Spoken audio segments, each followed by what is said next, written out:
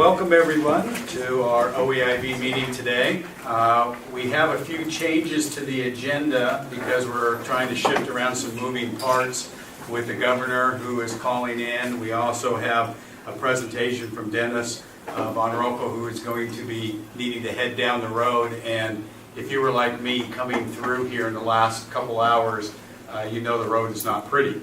So we'll go ahead and start, and let's begin. Seth, if you could do the roll call. Governor Hitzhofer. Julia Brim-Edwards. Here. Yvonne Curtis. Here. Matthew Donegan. Samuel Henry. Here. Nicole Maher. Mark Mobihill. Here. David Reeves. Here. Ron Saxton. Dave Reeves is Dave here. Reeves here. Oh. Ron Saxton. Yes, I'm on the phone. Mary Spildy. Here. Here. Gay Turan. Anna Vendering. Here. Dick Lithnell. Here. Check it out. Okay. The governor's on. Okay, well, we're going to start very quickly with I'm going to shift up to item number 2 will be the NEA presentation from President Dennis Von Rokel. Hannah, realize you just had the luncheon. Maybe if you could do the introduction, and then we will move to the governor right after his presentation. Yes, it's my privilege to introduce the president of the National Education Association, a high school math teacher for 23 years, served in every level of our association as a local president, as a state president, NEA secretary treasurer, vice president, and now president. An amazing advocate for public education and our students, and we're just really honored to have him here in Oregon. So, Dennis Van Rokel. Well, thank you, Hannah, and thank you, all of you, for giving me this opportunity to speak with you. I know some of the individuals in here have had to listen to me before. I apologize if I repeat some things. As Hannah mentioned, I'm a 23-year high school math teacher. I grew up in a small town in Iowa, about 1,700, and I decided in 7th grade that I ought to be a teacher. So for 23 years, I got to live that dream. I actually decided to be a teacher before I knew which subject. And I thought, maybe I should teach English. And then I thought, oh my gosh, all those themes and poetry, I think I better do something easy. I'll be a math teacher. So that's what I chose. And I stand before you, or sit before you here today as president of the largest labor union in America. And that journey is one that, what brought me here is that my first year of teaching, I honestly thought if I cared enough and I worked hard enough, I could deliver for every one of my students. And I soon learned that's not possible, because there were so many decision makers outside of that classroom. And I needed a voice. I wanted somebody to know that when they made a policy change or a law change, then how it impacted the students in my classroom. And that's what got me into the union, to give me a voice without leaving my classroom. And so now, in this position, I still feel my roots as a teacher. I love the beginning of the year. It's always the most exciting time as an educator. So every fall, as president, I've always done some sort of a back-to-school tour. And this year, I think there's a little something extra that makes it special. As we look across this country in 45 states and the District of Columbia who found a way to agree on something very important, and that is the Common Core state standards. They tried to determine standards that were lesser in number, but more clarity, that defined a higher standard of complex skills and knowledge that are needed in this 21st century. To be career or college ready in the 21st century, what does that mean? And they've tried to define that. You know, growing up a farmer in the city, there are many things different that you have to know, but there is a core of knowledge that will enable you to move forward. And so in spite of all the challenges that come with the implementation of Common Core standards, those that are opposed for a variety of reasons, I see it as an opportunity, a real time of opportunity for the students in America. And I just believe it is incumbent upon us as adults in the system to sit down together and say, how do we figure this out? How do we make it right for kids? There are too many kids in America who do not graduate from high school. It's about 70% overall. African American Hispanics in the urban centers is closer to 50%. To me, those results are just not acceptable. And if we don't do something different, we know those results will continue in the future. We have to change that. So for me as a union leader, for me as an educator, I believe we have a responsibility also. And this year we coined the initiative about raise your hand. You know, raising your hand in the classroom is a big deal. It's something of a statement. It's an act of bravery. You don't know whether you know the answer. You're putting yourself out and saying, I'm giving it a shot. Well, I think it's time for everyone to raise their hand about public education, about student success, to really focus on the students in America and say, what are the obstacles that prevent them from succeeding in this world? And how do we, as all of the adults in that system, community, educators, school board, administrators, business leaders, all of us, and of course policymakers, what is it that we could do together to make the experience better for our youth in this country? So that's what it is about for me. I'm looking forward to this year. I think it is a time for us to stand up and to speak out and to raise our hands and say, this generation of kids is so important that no obstacle can be so great that would stop us from collaborating. And for this group, I admire what you're doing, your charge as a group to figure out how to make education a continuum from pre-K through 20. And within that, I hope that you will really lean on the voice of educators. They're there every single day. They, under the most difficult circumstances, they listen and they know. And what's most important is deep down inside them, they have a passion and a commitment that brought them into this profession. And it keeps them there year after year. And as we of the others outside of that school find a way to tap into that, I believe that's the road to the future. So with that, I know we don't have a lot of time. Instead of me speaking, let me allow you to ask the questions that you want to talk about rather than me determining that in advance. So thank you very much for this opportunity. Thank you. Are there any questions of the board for Dennis? Comments? I'm trying to increase my wait time lately, Dennis. That's good. It's the hardest thing to I do learn as a appreciate classroom that. teacher. It is really hard. This is David. Dennis, what do you see as some of the challenges of Common Core and really what the role the state, and especially a board level like the OEIB can play in making sure those are implemented in a way that's going to improve student success? Thank you for that question. Number one of the challenges you mentioned, and that is the implementation. I believe they've done an excellent job of developing standards, but that's just the set of standards. Now we have to implement those in 45 states, which amounts to literally thousands of school districts and then in schools. And in every one of those places, we can do it well or not so well, from the state to the district to the actual school. So we've got to find a way to do this right. They are way too important not to do well.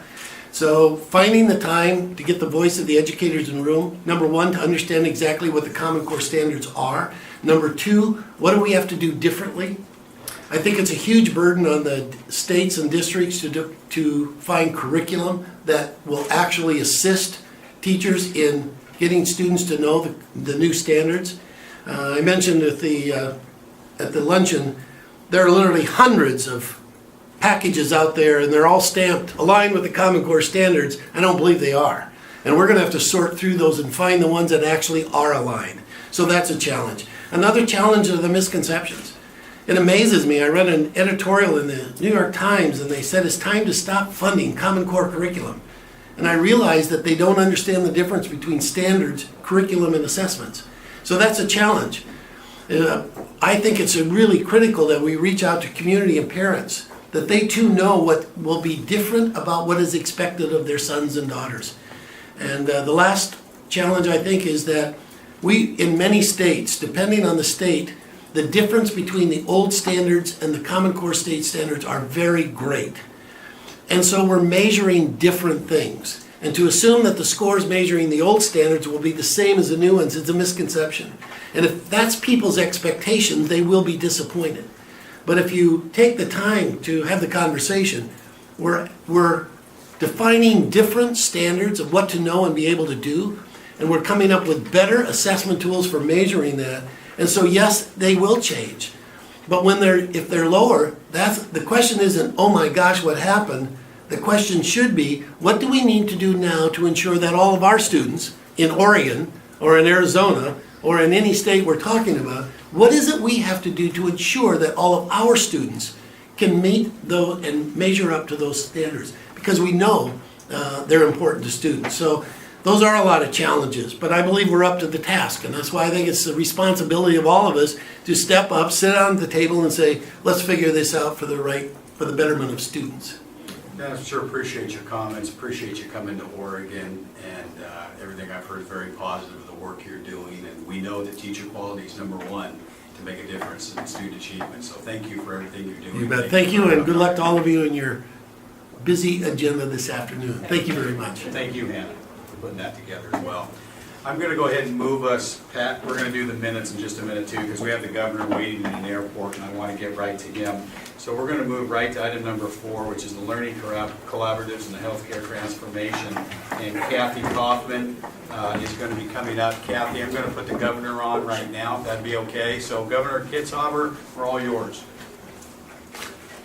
Yeah, Dennis, thank you very much, and hopefully I won't get interrupted by a loudspeaker driving in Reagan Airport in D.C. I just want to thank Dennis for coming out to Oregon. I had dinner with John Stocks on Sunday night, and we had a long talk about the exciting work that you're leading, and I just want you to know that we're anxious to partner with you and the NA in particular with the teachers here in the state of Oregon.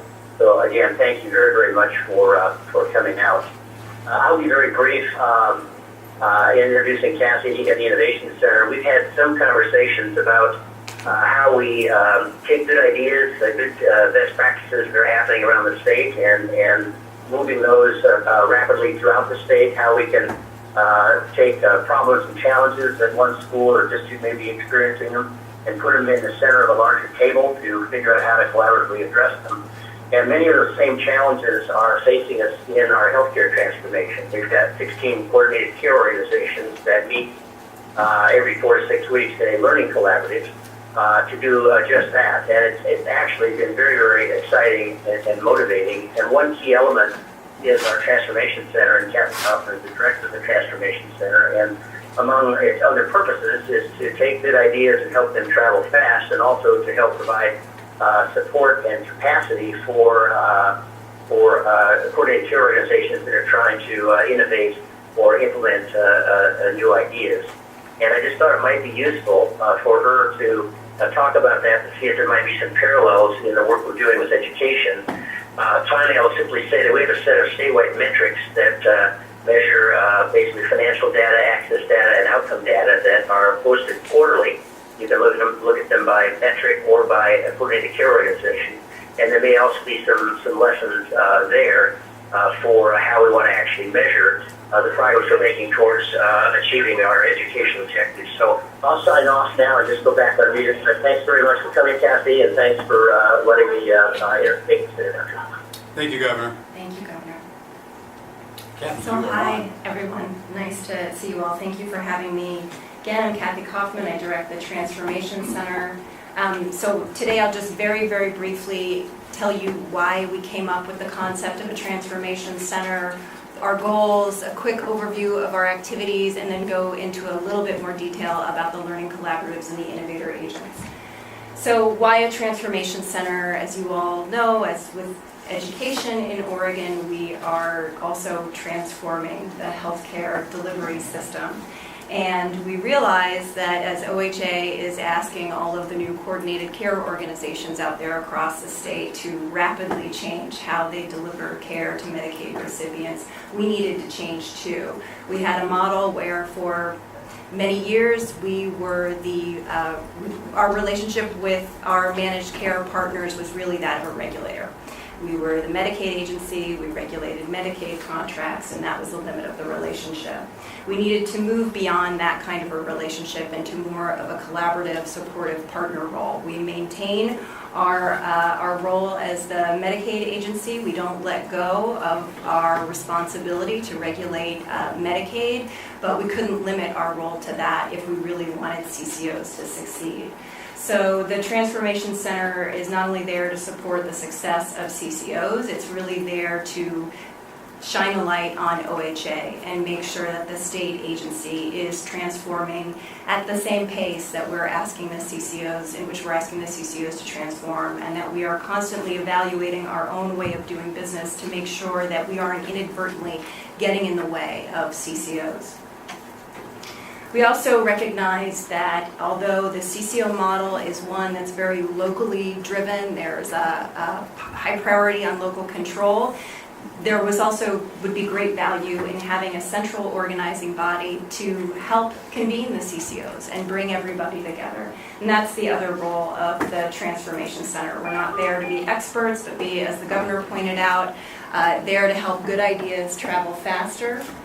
And recognize that really implementing innovation comes down to effective social networks and people talking to people. So our goals are to champion health systems reform, to build an effective learning network for CCOs, to foster the spread of transformation beyond Medicaid, and also ensure that our own operations, policies, and procedures support and don't get in the way of transformation. So our specific activities, the internal transformation that I mentioned, do a lot of work throughout the agency to make sure that we're all moving in the right direction.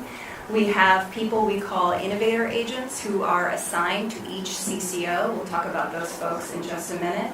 They're built on the agricultural extension worker model that was so tremendously successful for farming. We have transformation fund grants that were given to us from the legislature to distribute out to CCOs to support transformation pilot projects.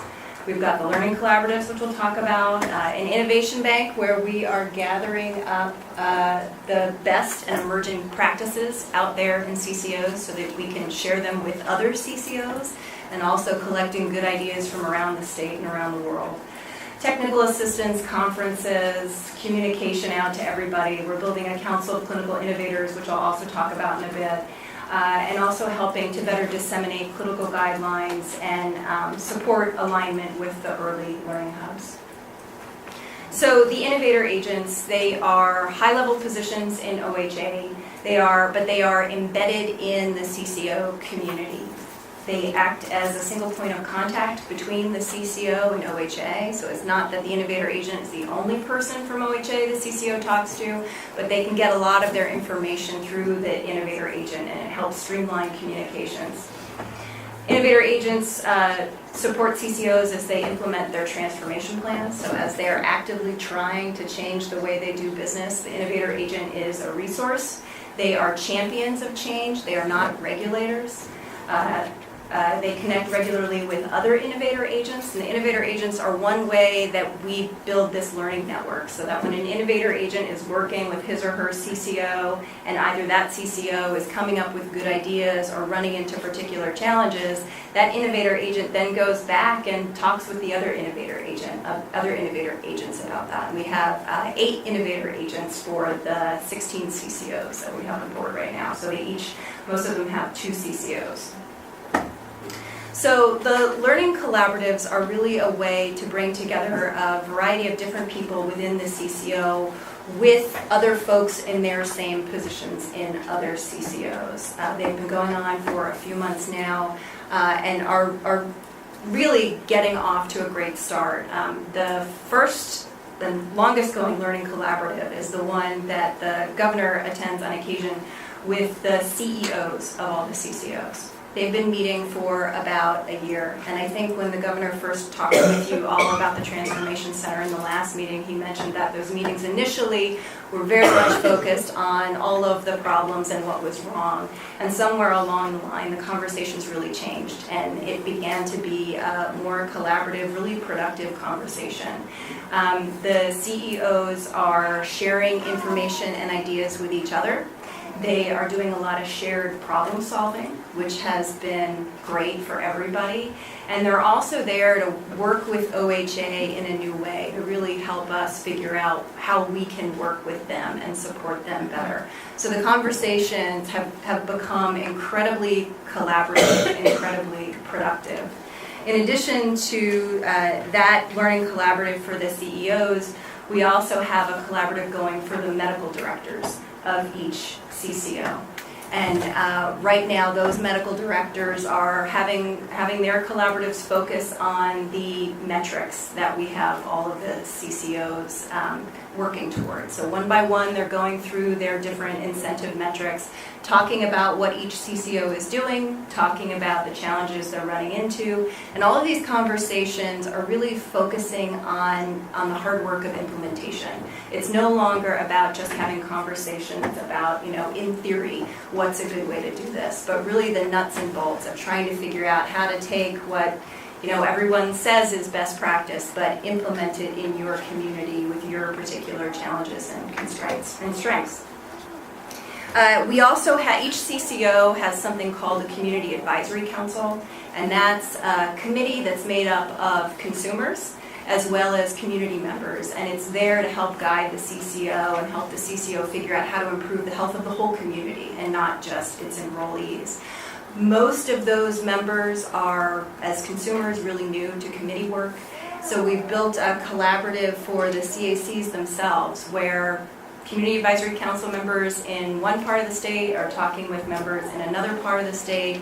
They're figuring things out together, like how do you structure an agenda? How do you run a meeting? I mean, again, very nuts and bolts kind of things, but the sorts of things that get in the way of the committee really being able to do good work if it isn't able to have that kind of a effective structure. And then also talking about their community health improvement plans and how they can really best support the work of their CCOs. In addition to those statewide collaboratives, we've told the CCOs, if you tell us you want it, we'll build it. We'll facilitate a collaborative around any issue the CCOs want. Not all of them have to participate on every topic. So for example, we have a number of CCOs who have special efforts named at the patients who seek the most services, the high-risk, high-utilizer patients. So we are working with CCOs to convene a collaborative where all the clinics that are really specializing in care for that population can talk with each other and share what they're doing and what they could be doing better. So those are the learning collaboratives. In addition to that, we have something called the Council of Clinical Innovators, and that's going to be about 10 to 12 provider types who will really help be champions of change. And they're the last piece of the strategy that really focuses on people, bringing people together, getting other people to help make connections across the people in the CCOs. So the innovator agents, the learning collaboratives, and the Council of Clinical Innovators. And in addition to that, just building in other infrastructure like a website, means for CCOs to email each other about different topics, collecting an evidence base around a variety of different best practices, all of that work. So with that, I would be happy to answer any questions. Questions, comments for Kathy? I got fascinated by this discussion of the innovator agents. Can you give us just a little thumbnail more about that, and in particular how you might see that as an implementation device in terms of education? Yeah, the innovator agents have been great, and I will tell you that so innovator agents are required by statute, and they're also a part of the waiver agreement that we have with the feds. So every CCO was getting an innovator agent. Initially, not every CCO was thrilled by this idea. I think there was the perception that an innovator agent was just a nice term for someone who really was going to be a double agent who was going to work for the state and really just go into the community and try and figure out every single thing a CCO wasn't doing correctly and then run back to the state and report on it. And we have really put a lot of energy and effort into working with the CCOs to make sure that it was really clear that's not their role. In fact, it's really important that the innovator agent have nothing to do with compliance, because it's hard to be a champion and support if part of your job is to go back and and tattle on something. So the innovator agent's number one job is to build trust with their CCOs and their community. They have a few set of standard job duties that are true across all the CCOs, but 90% of what they do is really directed by the CCO. So it depends on the need of the CCO, it depends on the particular skill set of the innovator agent, so they can work together to figure out exactly what they want the innovator agent working on. And then I think for all of the innovator agents, this I guess I would call it a bureaucracy busting piece where the innovator agents are really helping OHA figure out what does it need to do differently, what policies, procedures do we have that really serve no good purpose anymore and are getting in the way. Because they have one foot in the door of OHA, but really are spending all their time embedded out in a community, they have a greater level of objectivity and they're able to see firsthand what's the impact of a policy that doesn't make sense, for example, and so they help us change it. So they've been tremendously successful, and I think the model of having somebody in a region, whether it's somebody who works for the state or works for the region, maybe doesn't matter as much, but somebody who's there to serve the ultimate goal and is going to help all sides talk with each other and get where everybody wants to be, for us, has been a phenomenal model. Yeah, that's a great segue to our next item, when he has a chance to come up and talk about the Regional Achievement Collaboratives. Maybe you can stick around a little bit. It's exciting to hear the similarities in your work as well as ours with the 40-40-20 effort, and really applaud you. We're only going to join hands more so in the coming years. Great, thank you, that's Thank exciting. you. Very nicely done. Okay, I'm going to move us back to item number 2.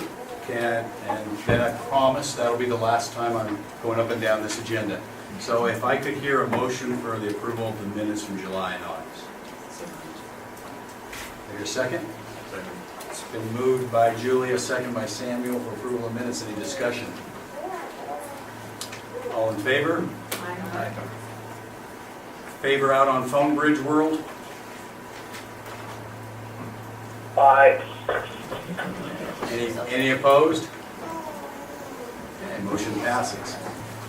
Well, let's move now to number 5, and that is the Regional Achievement Collaborative update from Whitney. A lot of exciting work going on, and as I said, it dovetails quite well with Kathy's presentation. Good afternoon, Whitney Grubbs, Policy Advisor to the OEIB. That was incredibly exciting to hear the Governor and Kathy, and I think the alignment between what we're trying to think about in terms of education and where they are in healthcare is really exciting, and I think it's really important for us to keep learning from what they're doing, because I think the themes are really resonating and they're the same. And so I'm going to talk a little bit about the Regional Achievement Collaborative pilot that we're launching, that we're seeing as a nice vehicle to begin creating a structure somewhat similar to what you heard described in healthcare. Now, the first thing I'll say is I know as we've talked about it before, we've talked about these as Regional Achievement Compacts. We have shifted the name of the project to Regional Achievement Collaboratives, both to better describe what it is we're talking about, which is a bringing together of different folks and different roles and leadership to problem solve together in a collaborative fashion, but also because the word compact started to create a lot of confusion given that we have an actual achievement compact. That said, the focus and the sort of guiding and organizing principle of the Regional Achievement Collaboratives is still around the common metrics and outcomes that we have in our achievement compacts. And so the Achievement Compact remains a sort of organizing and central piece, but we're really focusing more on the processes and the sort of bringing together of folks as the key outcome of the Regional Achievement Collaboratives. So in your packet, you have just a small one-pager that sort of starts to give a sense of the Regional Achievement Collaboratives. And the way that this has unfolded, in the summer, regions were invited to, or in the spring and summer, regions were invited to submit a self-assessment that described a little bit about their current efforts in terms of partnering across the P20 system, and sort of what the projects were in their community that they wanted to focus on, and how mature they were in terms of really thinking about things in a collective impact kind of P20 way.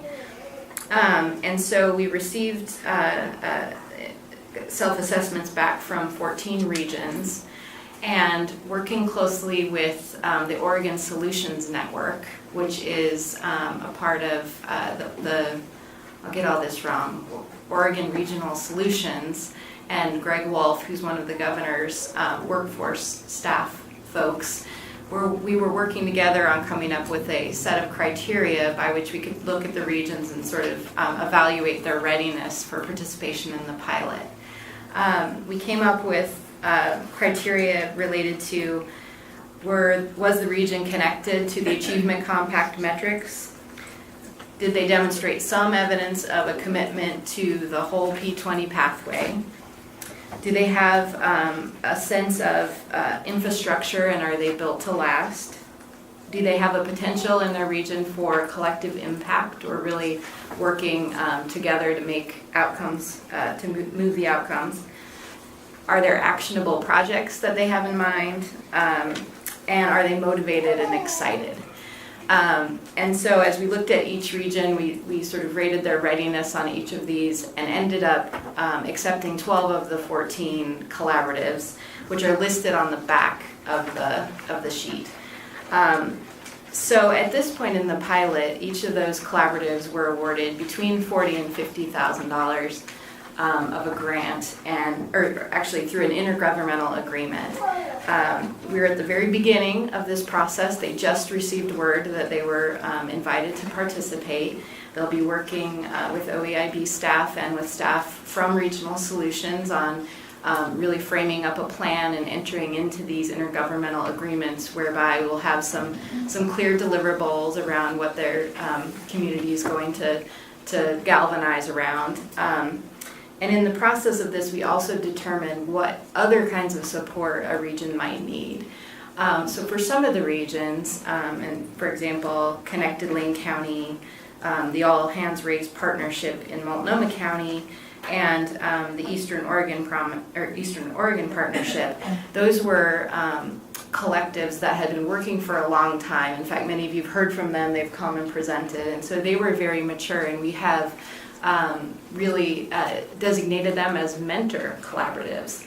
Our hope from them is that not only can they use the small amount of grant funding to continue their collective and collaborative approach, but also then commit to giving us some support and expertise and sharing that learning among the rest of the Regional Achievement Compact or collaborative pilots. Others were very much more in their infancy in terms of development, and with those, Oregon Solutions Network has hired some neutral facilitators that are going to help work with those communities to really begin to set them on a path of creating this kind of infrastructure and architecture. In some ways, when Kathy was talking, I was thinking they're not quite like an innovator agent, but similar in the way that we wanted someone neutral, not someone from OEIB, to be the one coming down and really working closely with the community to help them organize and create a plan. So in addition to the work that will happen in each region on its own, we are launching a collaborative learning model similar to the healthcare model. Each Regional Achievement Collaborative will designate 1 or 2 leaders to be part of a Regional Achievement Collaborative. We have started, we're at the very beginning of talking to the folks in the CCOs, with JADA and the Early Learning Hub, work with other sort of regional efforts in the workforce development, and thinking about how can we do some shared learning collaborative models so that we're not sort of learning collaborativing the whole state, into madness, but really leveraging and figuring out what particular regions are focused on and how we can provide a real strong structure of shared learning among them. So we have scheduled for October 10th to have an official launch of the Regional Achievement Collaborative Pilot. You will be getting an invitation. We were just firming this up with the governor's schedule.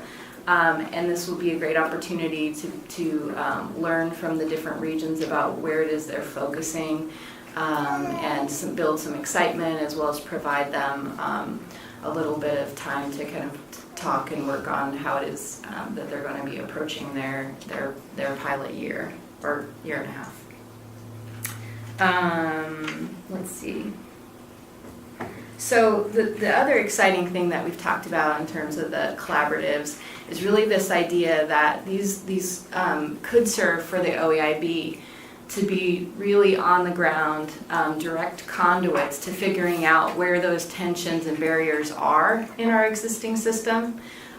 So when we think about OEIB, we could almost think about OEIB as the kind of transformation innovator agent bureaucracy buster that we heard about from Kathy, in that the OEIB could play a very powerful role in hearing from these different regions that are trying in earnest to work together across the P20 system.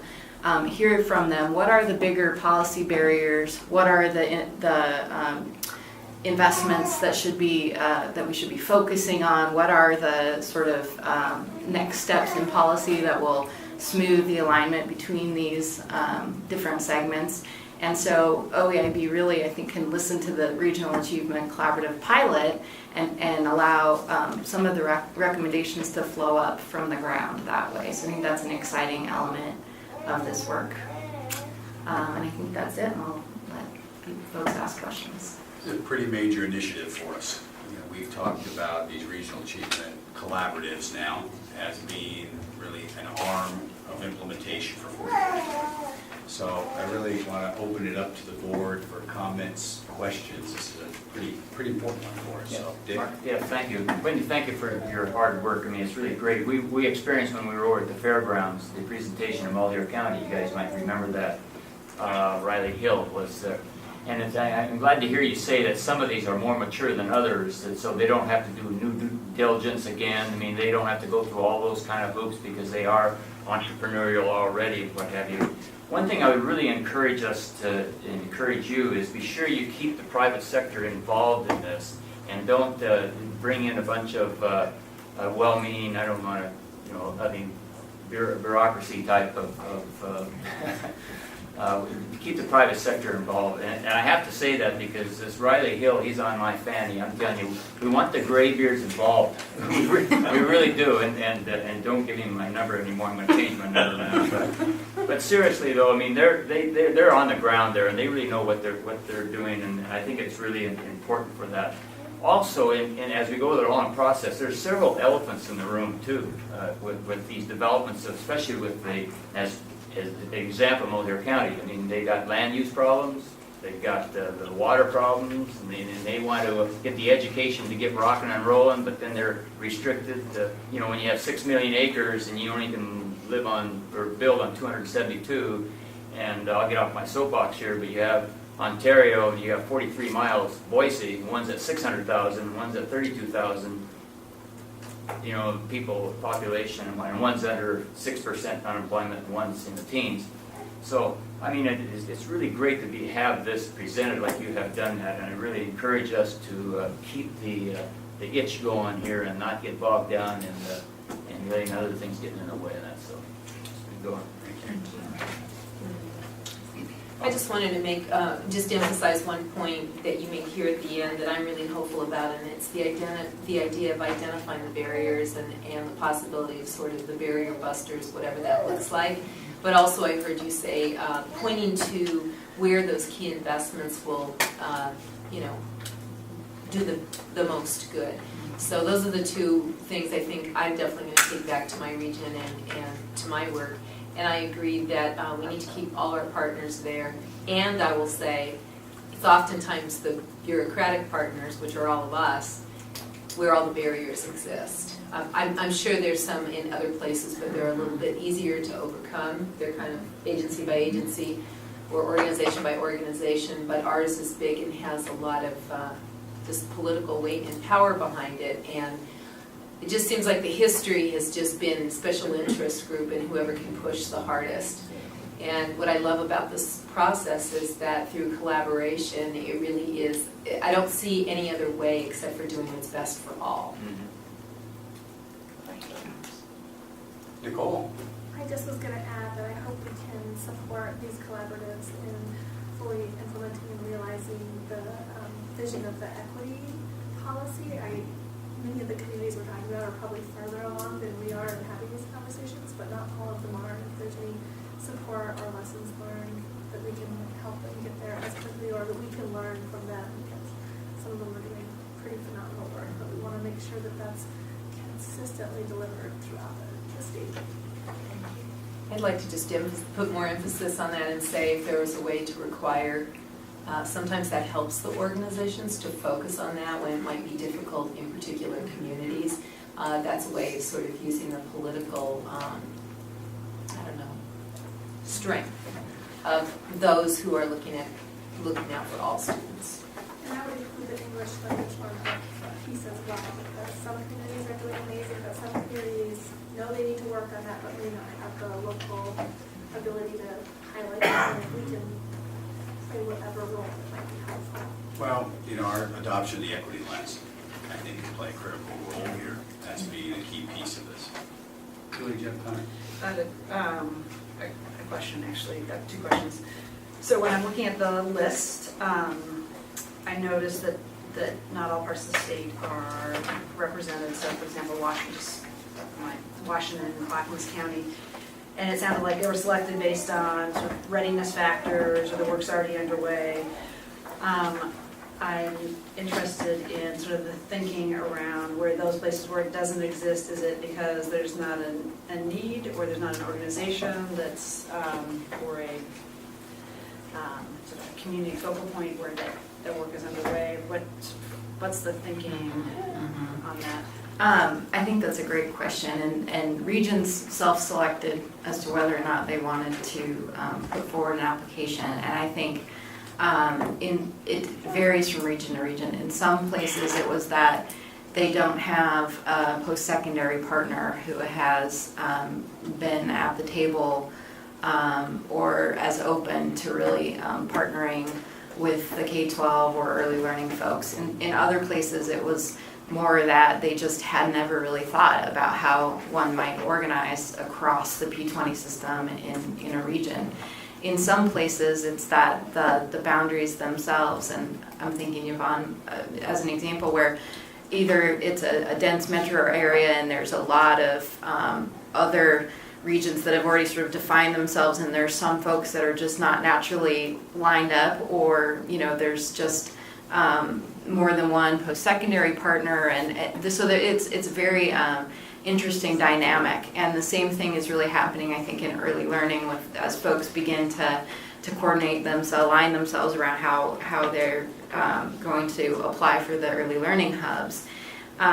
So I think there's a lot of work to be done at the state level in thinking about how we ensure a kind of coverage and equity across the state in these different regional efforts. But in this one in particular, at this point, since it was a pilot, we were looking more for where those kind of centers of energy, pockets of work had already developed. You have a second question? I did.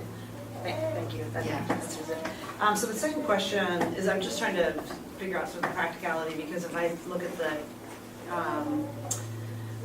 0 to 20 system, the place where you start getting where it's more complicated in terms of geographic location is when you get out of high school. So I think the early learning into the K-12 system is very obvious about who the partners would be.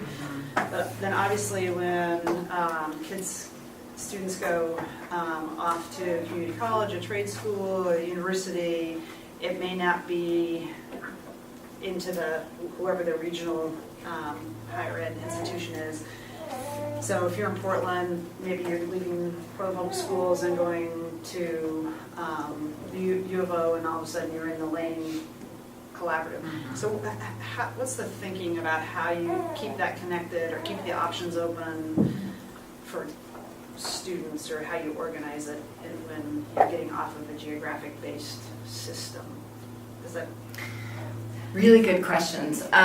I think those are some of the kinds of questions that we want to begin exploring at the ground level, because I think you're raising a lot of questions that both have to do with the data systems that are in place and sort of how we know what students are in a region, how we follow them. I think it also brings up a lot of issues in regions around the students who are already disengaged from the system, and so you're talking about youth who are already sort of invisible if you're looking just at the traditional P20 system.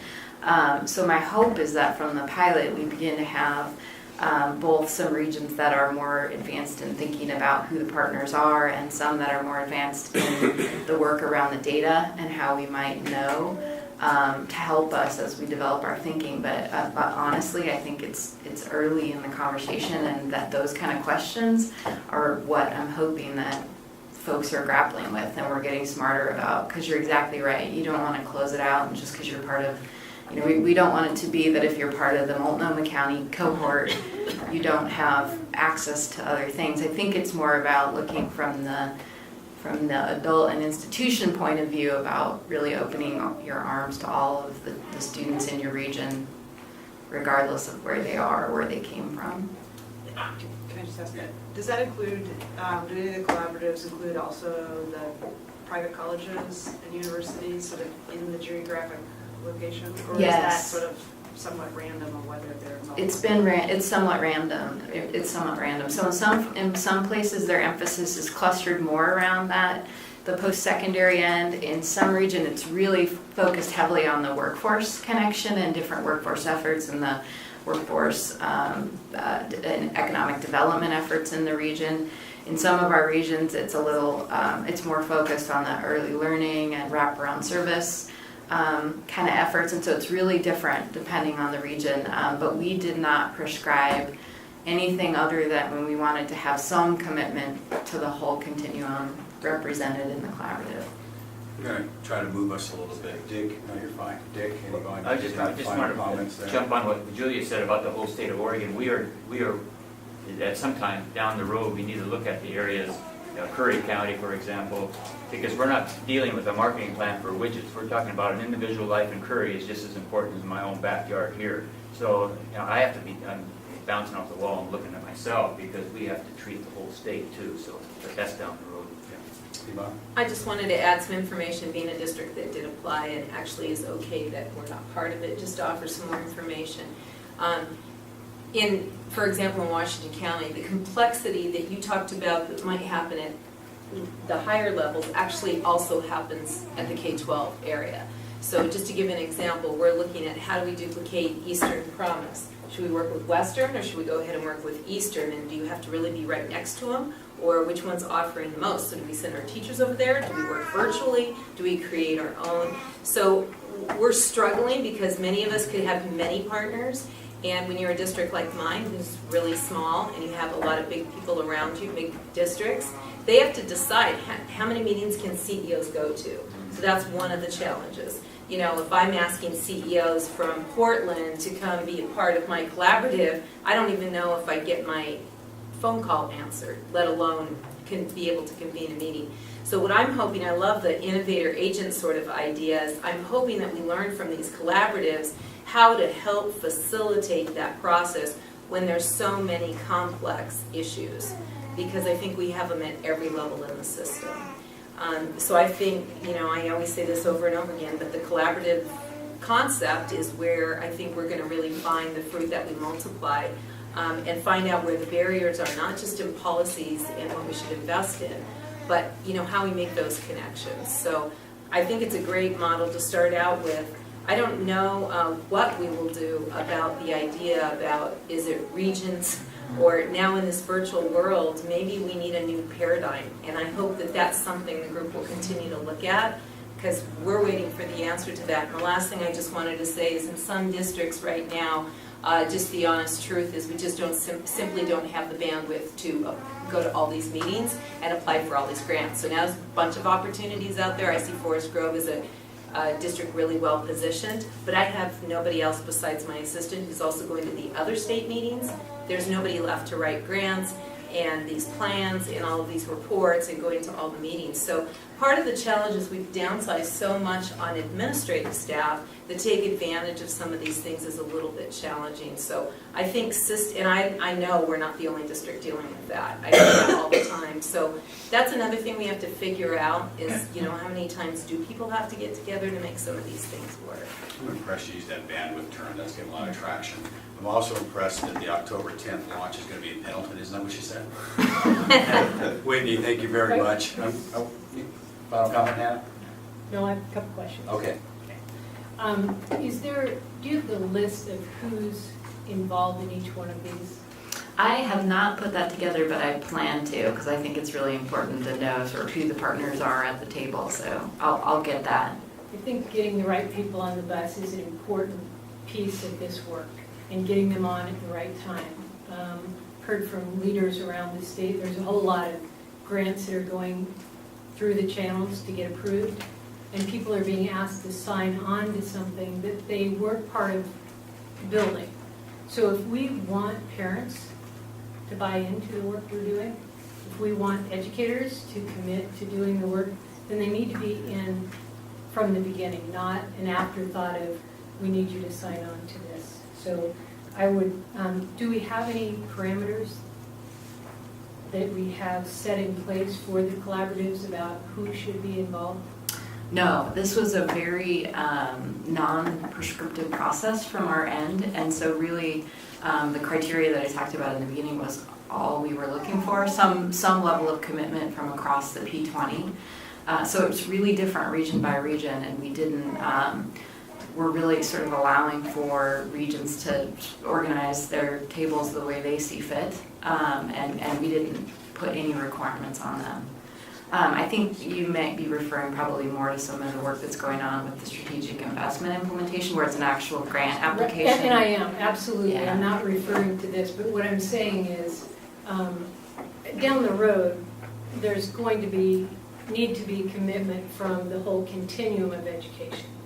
Students, parents, educators, business community, we're all going to have to really dive in and believe that the work we're doing is what will make a difference for our students, or else they're not going to engage. And I think we've done way too much of that, creating a path where some people are in a room and they haven't really gotten input, and they haven't engaged the community in a way that they are going to buy into and do the right thing. So I hope that we can make sure that we get that in place. The second is, I think, what Yvonne just talked about. The grant process has taken over education in many ways. You've got this small amount of money that comes through the system that does not provide the quality learning environment for every student, and then we can go out and we can request these grants. Well, there are districts who have grant writers who are writing all the grants, who are doing all this. That's a have and have not. We need to get to the point here, this board needs to get to the point where every student has access to a quality education, and we're not going to get there by continuing to facilitate grants. Thank you. Appreciate it, Whitney. Okay, next presentation that we have is the chalkboard project. We have Amy Craig. Amy, if you could please come up, and it's going to be a conditions report. So, thank you. Welcome. Thank you. Well, thank you very much for the opportunity to be here today and share the Chalkboard Project's latest Better Schools, Better Oregon conditions reports. That's going to pass them out to you. And there are copies back on the table if anyone wants to follow along. So I also brought Sue Rickey-Smith with me from Salem, and I'll let you introduce yourself, Sue. Thank you. I'm Sue Rickey-Smith. I'm the Director for Instructional Services for the Salem County School District. And I'm going to call on Sue as we get into the report to talk a little bit about the work Salem is doing and why they're getting good results for ELL students. So first, I want to start by just talking about why we do this report. So the Chalkboard Project's vision is really to see Oregon education among the best in the nation. I'm in the top 10 in the nation. And so we do this report, we'll look at data as a way to sort of take stock of where we are and figure out where we need to be, what those top 10 systems look like, and what we can learn from. So that's one reason. The second reason is that there's just a lot of data about Oregon schools. There's a lot of reports that come out, there's different measures, and it can be overwhelming, and I'm sure you all experience that too as you're thinking about your strategic plan and what it is you want to measure, how you want to measure it. So we do this report as a way to paint a picture of how Oregon schools are doing, and it's not, it's not a perfect picture. We're not able to pull all of the data, but it's a general sense of how we think Oregon schools are doing, and it's a jumping off point to say who's doing it differently or better, what can we learn from them, and highlighting places that are doing really well in Oregon. So as I jump into the key themes in here, I want to say the general picture might not be as pretty as we'd like it to be. We think there are a lot of areas for growth, but there are awesome teachers across the state. There are great schools across the state. There are terrific districts. There's a lot to learn from. And so hopefully you'll see some of that come out in this report, and Sue can speak specifically to what Salem is doing. So I'm going to jump into some of the key themes. If you want to turn to pages 3 and 4, we just talked generally about how Oregon is doing compared to other states. And the theme here is that Oregon has been holding steady. We're doing okay. We're not at the bottom of the pack when it comes to NAEP data, specifically the National Assessment of Educational Progress. We're not at the bottom, but we are far from the top. And other states are making progress quicker than Oregon is. So even if we're staying stable, they're moving ahead, so our ranking is falling. So it gives us an opportunity to say, hey, how do they keep going up in the rankings? What are they doing to sort of propel forward? That's the first theme, is we're not keeping pace. Second one, if you want to go to pages 5 and 6, is that Oregon's student population is changing. I don't think this is news to anyone. I'm sure you've all discussed it in lots of other meetings, but there is good reason to keep discussing it. One of the important pieces that I want to note here is when we look at the ELL population, about 1 in 5 kindergartners in Oregon is an ELL student. That's huge. 1 in 5 kindergartners is an ELL student.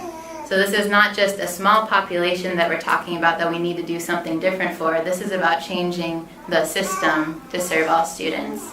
So with that, I want Sue to talk a little bit about what Salem is doing to serve that population, and then we'll keep going through the report.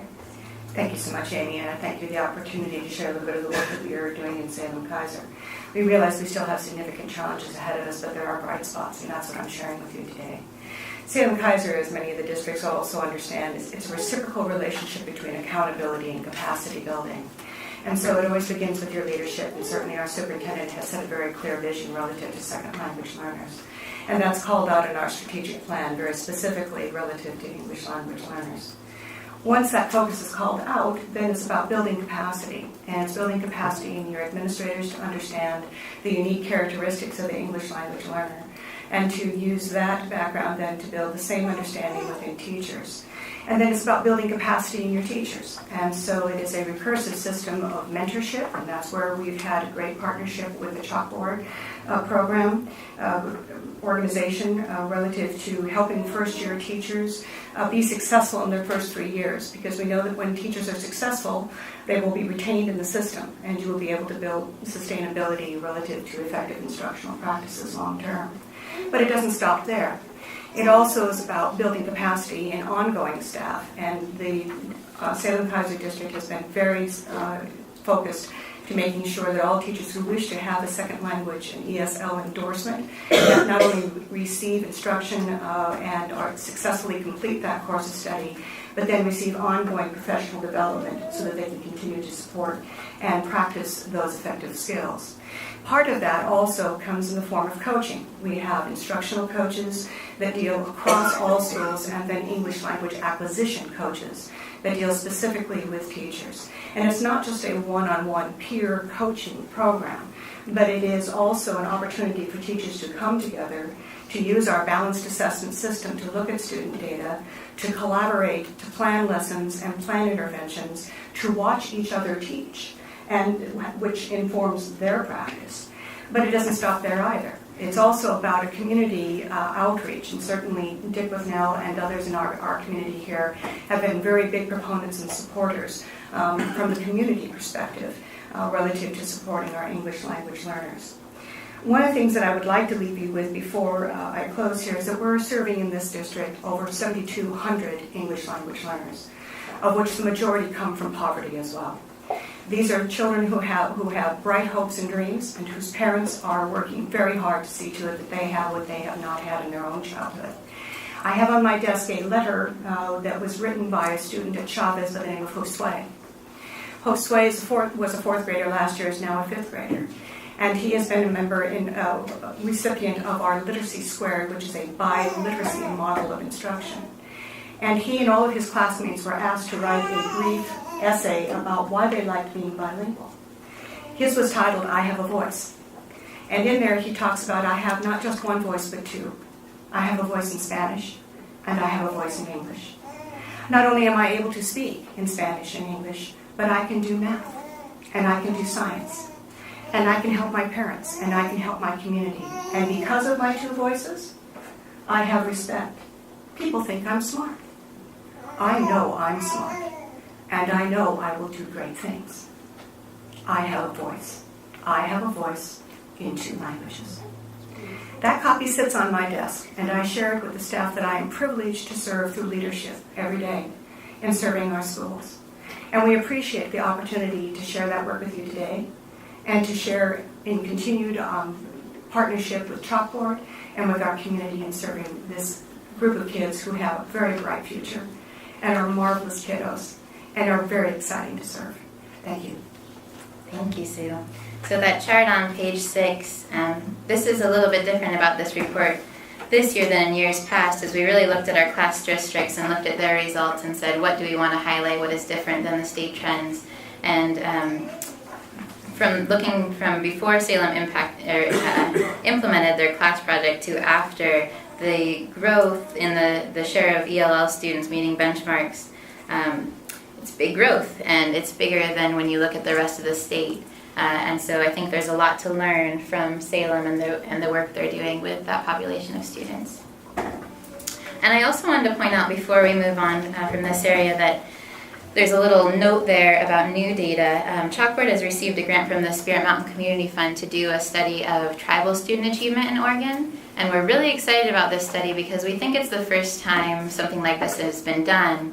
And the reason it's different is because we're not just looking at ODE data, but we're going to 8 of the 9 federally recognized tribes in Oregon, and we're starting with their memberships. So we're looking at who's in the tribes, and then we're crosswalking those folks with the ODE data. And we think this might be the first time it's been done in Oregon. So we're excited to see those results in the next year or so, and we'll be happy to share those when they come out. So it's obviously a smaller population, but one that we might overlook a lot and one that deserves a voice in this process as well. So the next theme I want to talk about is graduation rates and slow-moving graduation rates. As we think about getting to 40-40-20, if you look at how Oregon's graduation rate has changed since 2009, we need to move faster in order to get there for all students. So when we look at other districts that are moving quickly on graduation rates, Tillamook has been a great example that we've pulled out, another one of our class districts, and they've increased their graduation rate 9 percentage points in the same time period.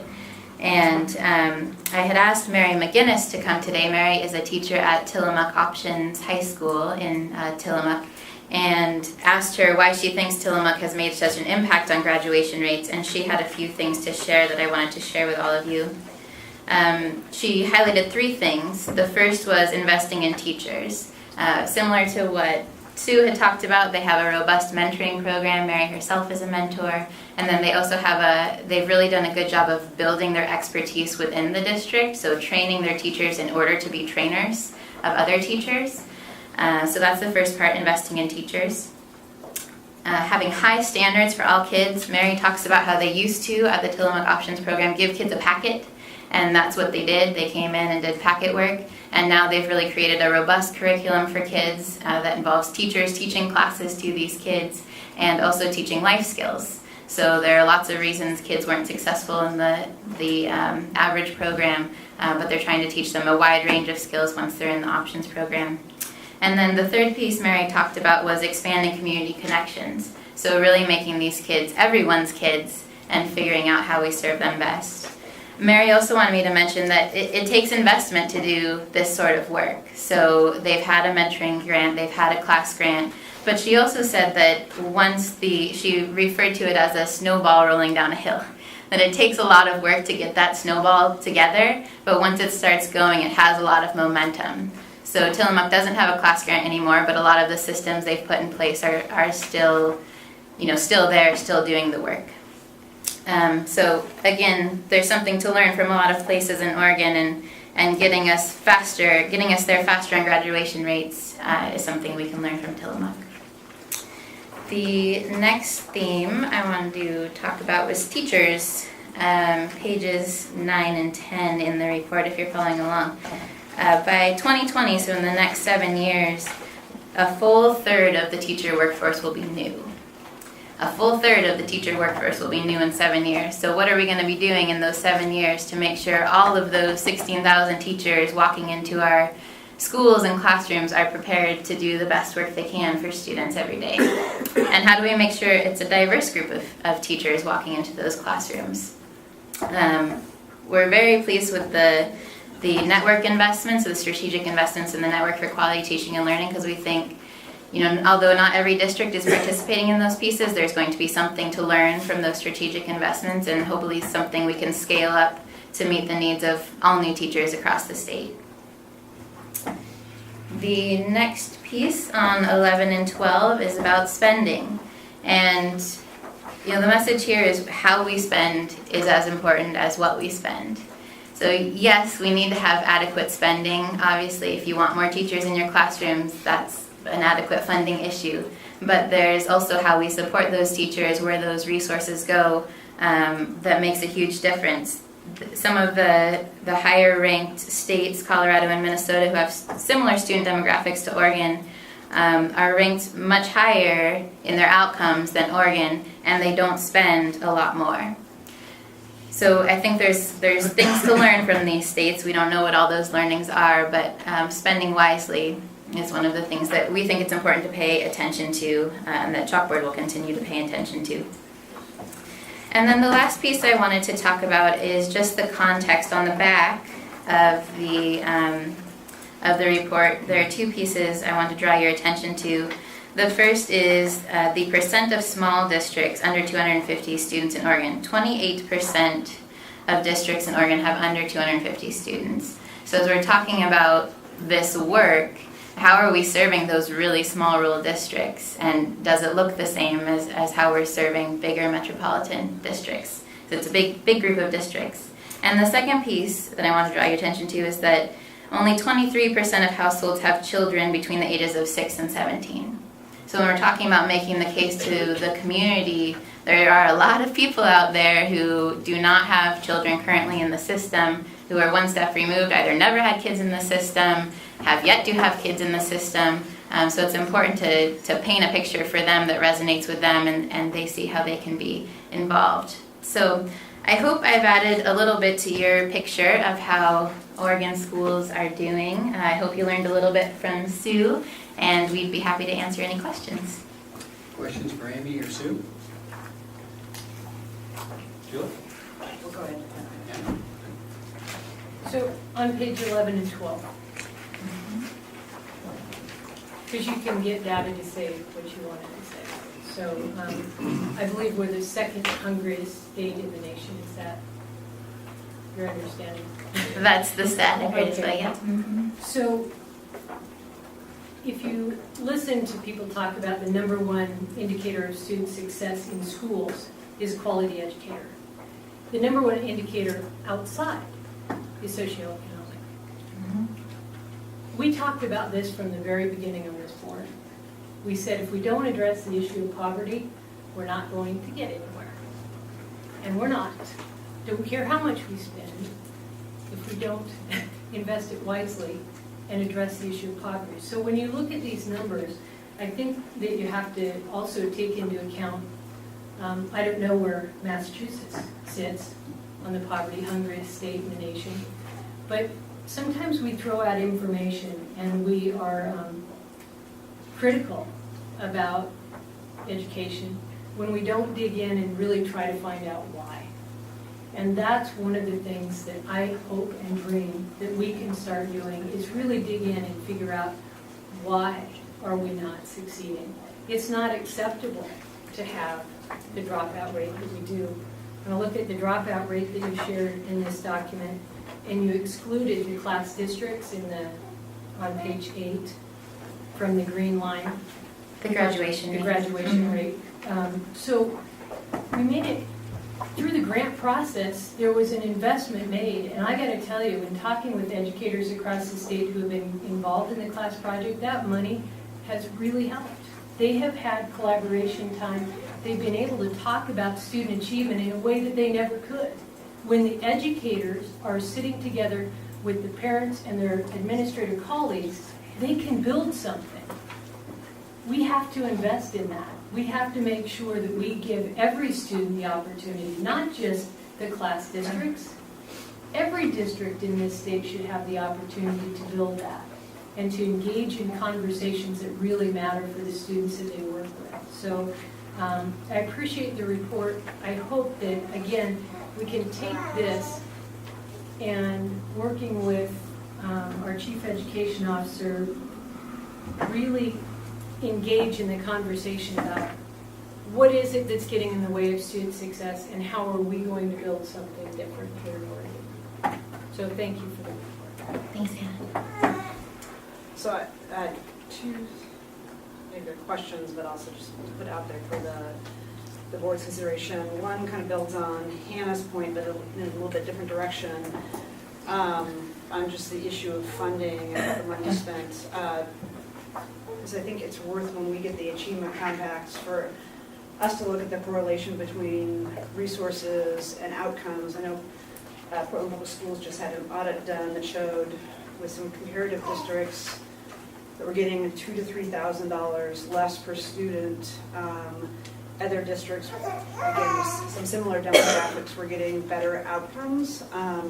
So I think, taking the deeper look at how the money is spent, is it being applied against best practices? What tools could we give districts to be able to do sort of that rigorous analysis that their money is spent in ways in which it sort of amplifies student performance, provides maximum amount of support to teachers.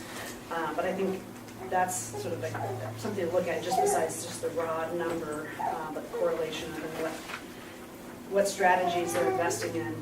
And then the second piece, and this is more just I guess maybe some food for thought for the chalkboard project when you do your report next time, is to look at, so as a state and a board, we're focusing on the whole spectrum. So to have a more expansive definition of graduation, so you can get a diploma from an Oregon high school and yet not be ready for community college or trade school or university. So having a definition that's sort of diploma plus, that reflects, I think, the aspiration and the work that we're trying to do might be a better reflection of, so the diploma is one piece, but really that doesn't necessarily reflect whether or not students are ready for that sort of continue in the continuum.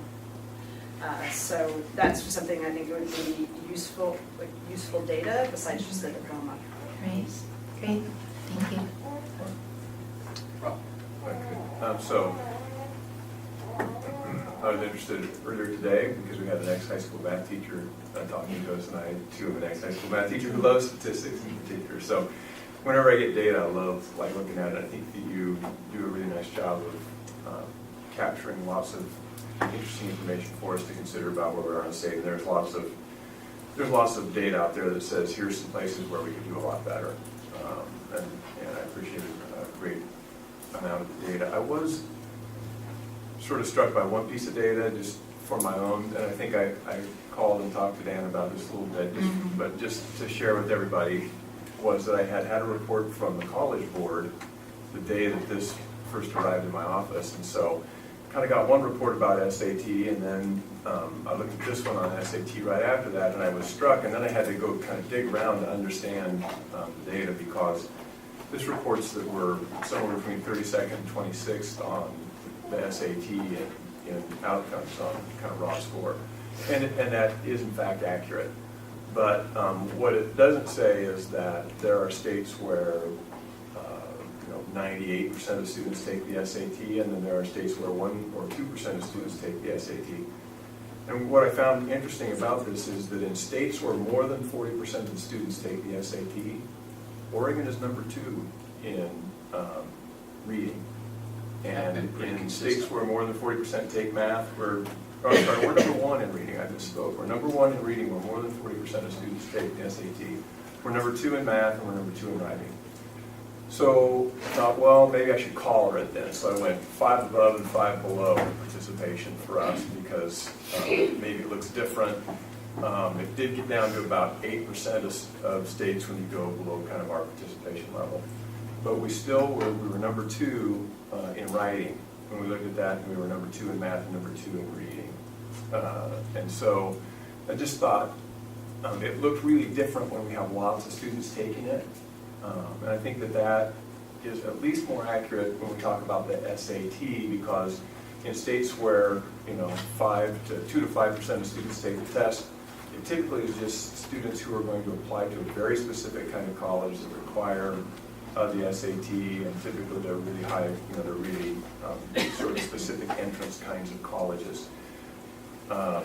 Certainly, the NAEP is the NAEP for Oregon, right? And a whole bunch of other pieces aren't just what they are. But there's one place where I thought we probably, year over year, have performed fairly well on the SAT compared when we look at participation.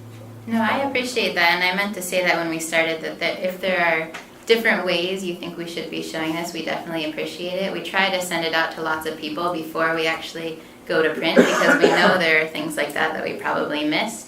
So I definitely appreciate hearing that, and if there are other things you see in here that you say, hey, I think it would be more accurate if you showed this piece too, let me know. I'd like to I'd like to see that longitudinally, because what Rob is mentioning has been pretty consistent for many years, and so it would be nice to see the longitudinal data. And I believe, Rob, it was at least a couple of years ago, it was 50%. You're saying 40% of the kids who took it. Well, in Oregon last year, about 46% of students took the test. I'm saying in states where more than 40% of students took the test, we're number 1 in the reading on SAT on average score. I don't know that that's really a fair comparison either, because there are states where 98% of students take the test, and we ought to outperform those, right? But even when you collar it, with 5 or 10 above or below, we're still performing at the top level. Mark, I think one thing we miss on these statistics when we get these reports is where we should be in the nation with the other states and all of that, but we don't show in these reports what the cost is when we don't achieve. Mm-hmm. And to me, that's an inside look to get downtown excited and to get the leadership of your community excited about what the cost is. Every prevention continuum that you see, it all goes back to the cheapest is at the biggest volume is, of course, the preventive piece, and education is the biggest piece of that. The most expensive, you can go to the Department of Corrections and find out what it costs, or the OYA at $269 bucks a day. So we don't give that. And a good example of that, I think, is our own high school here in Marion County. Rob was over there talking about the turnaround. In 1985, the Oregon School Administration listed it, Guido Colorado was the principal, as the #1 principal in the state of Oregon. It was the #1 high school in the state of Oregon. On January 21st, 2004, headlines, big banner across the Statesman Journal said, report McKay tops dropout rate. And that stimulated the community. Brian Johnson, when he was alive, the sheriff, the DA, a bunch of other folks like myself, got it together with the superintendent, and we decided that we really wanted to get something done. And in 9 months, the Statesman Journal had once a month had front page total article about McKay High School. That was 2006. Here we are today, or this month here, saying what can be achieved. And this was done by stimulating the community sometimes I'm that voice, and maybe Ron Saxon can help me out on this, but the school teachers, sure, they're teaching the school, and the superintendent's this way. We passed a $273 million bond issue. We did Chemeketa a $53 million bond issue. We did all that, and yay, we can celebrate that. But until you get the friggin' community engaged in it, and when they will demand the excellence and help the teachers and the educators what they need, it ain't going to happen. So I'm saying that we missed the opportunity of saying why we're not talking about widgets here. We're talking about individualized. We're not seeing the value of that. So instead of having a win-win of doing better, let's once in a while show the lose-lose that we don't. See? And I think we missed that opportunity. We do have a report that I'll definitely share with you that's about the economic cost of the achievement gap in Oregon. It talks about what that cost is for the state, so I'd be happy to share that as well. But you're right, it is missing from this one. Me, Sue, thank you very much. Appreciate it. Okay, guys, we're going to dig into the strategic plan with Whitney and Nancy when we come back. Well, why don't we take about a 10-minute break? So, what do you think? 2:40, we're ready to roll. Short recess. Okay, I think everybody's had their picture taken or not taken. So, we'll rock and roll. Yeah. What's that? New name for it? Okay, all right. Okay, we're going to move right along here to our next agenda item, which is number 7, the strategic plan review. I know that when Nancy called all the board members when she first took over her position as interim chief education officer, many of us talked about grounding ourselves in that strategic plan. So we have Whitney and Nancy here today. Nancy, I didn't know if now you wanted to introduce your new staff. Sure, that would be great. So I just wanted to say, as a group in OEIB, we're beginning to gain new people, understand our strengths, align our strengths with the work that needs to be done, so it's a very exciting time. And we have 2 new staff who we do want to introduce you to, because you're probably going to be getting emails from them. And instead of going, who is that, we want you to be able to pick a name with a face. And so I'm going to begin with Kristen Gimbel. And Kristen got married between the time we interviewed her and she got the job. So I keep thinking of her as Kristen Trainer, but I'm working hard on this. And she is our Director of Communication, and she came to us from Camp Fire in Portland. We heard fabulous things about her, and just the week she's been here, I can see why all those great things were said about you. So this is Kristen. You want to stand up or wave so they know who you are? Great to have you as part of the team. And then the second new member of the team who's going to be focused on our STEAM initiative is Mark Lewis. And you want to just wave, Mark, I'm going to tell him a little bit about you. Started as an aerospace engineer and then decided that that was pretty good, but maybe teaching children would be even better, and was a math and science teacher, and we think you made the right choice. And then he was in Washington and one of the people who started thinking about STEM and the STEM collaboratives they had there. So we're really thrilled to have both of you on board. And I did want the board to know, I remember Hannah said, I want to see an organizational chart. So next time we'll bring back an organizational chart. It also will not only have the new people, but the roles of some of the existing people are changing as we think about how we best do our work. So I am going to take some time on the agenda to really go through that and help you all understand, because they are there to serve and help you lead. So welcome, welcome. We love having you. Welcome aboard. That's great to have you. Have you join the ranks. Whitney, strategic plan.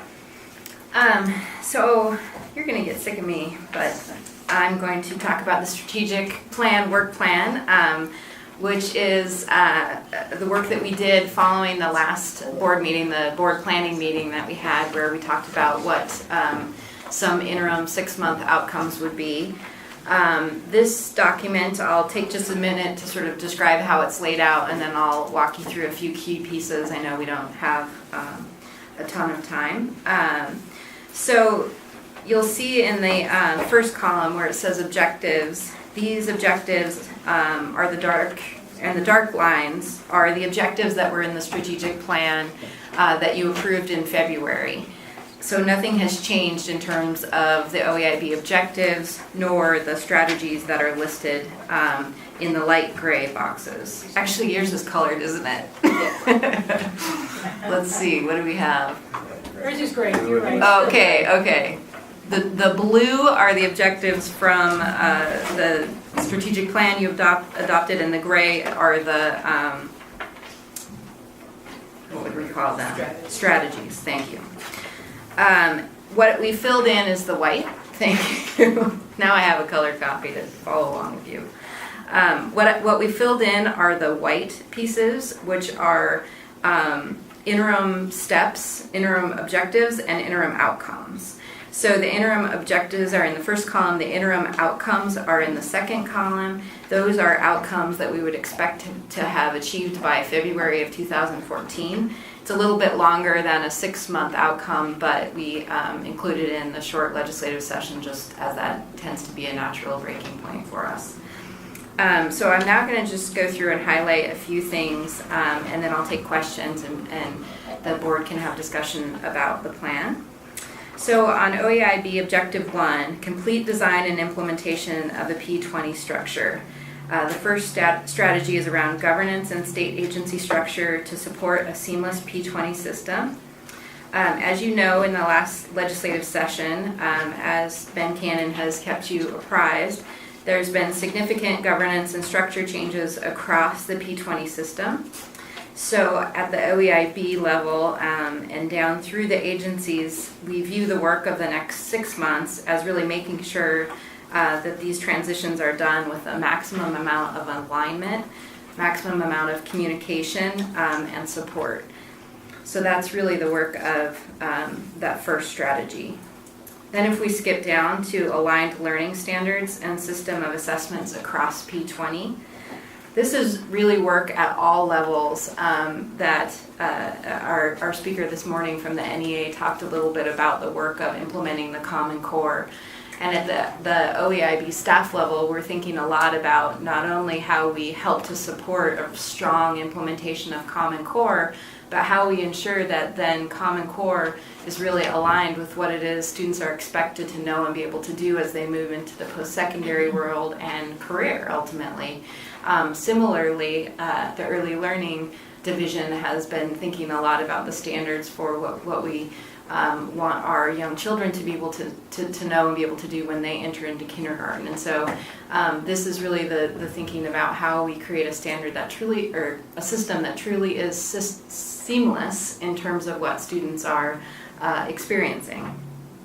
So I'll point out for you, we did some work with on the post-secondary level. We talked a little bit about what the interim outcome might be, because this is a huge body of work that spans multiple disciplines, multiple sectors, and we landed on an interim outcome that is still really big, and that would be working with ODE, CCWD, and OUS to map current alignment and implementation efforts, prioritize them, and create a focused 2-year plan for alignment of standards and assessments.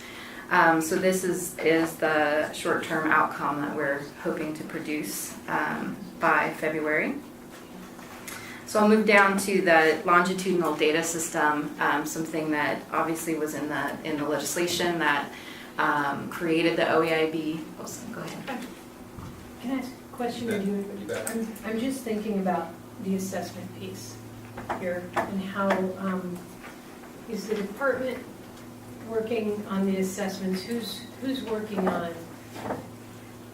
I think we talked about early on that Linda Darling-Hammond was going to help us create the teacher-created assessments that guide instruction. Is that in the work still, or what are we looking at for assessments, summative versus formative?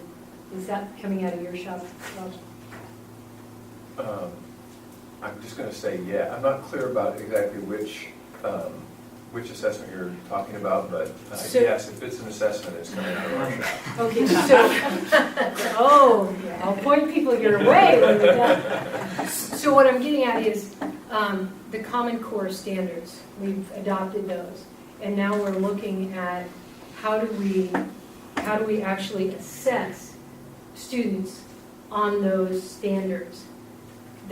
the standardized tests that we have, some of those aren't actually aligned. Who's going to be working to make sure that each district and each educator has access to assessments that will really align with the new standards? Okay, so my first answer would be that the state board recently adopted the Smarter Balanced Assessment to be the summative assessment that we would utilize.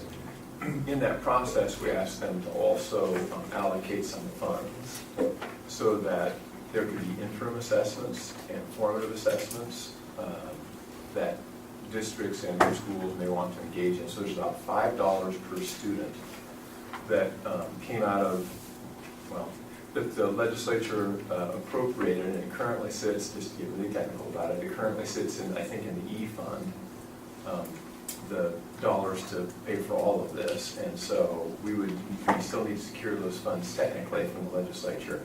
But within that, there was built in $5 per student per year over the next 2 years, so that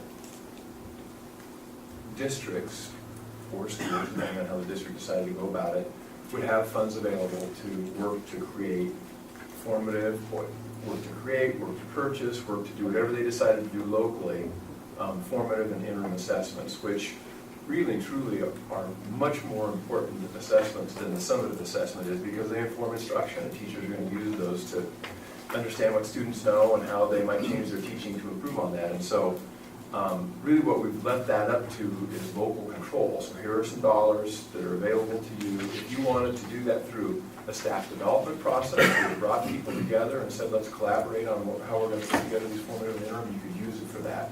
If you wanted to purchase those from a provider, and there are several different providers out there now that are working on creating formative and interim assessments, or currently have them available, you could do that. And so there's a fairly broad opportunity for folks to do on the formative and the interim assessment piece.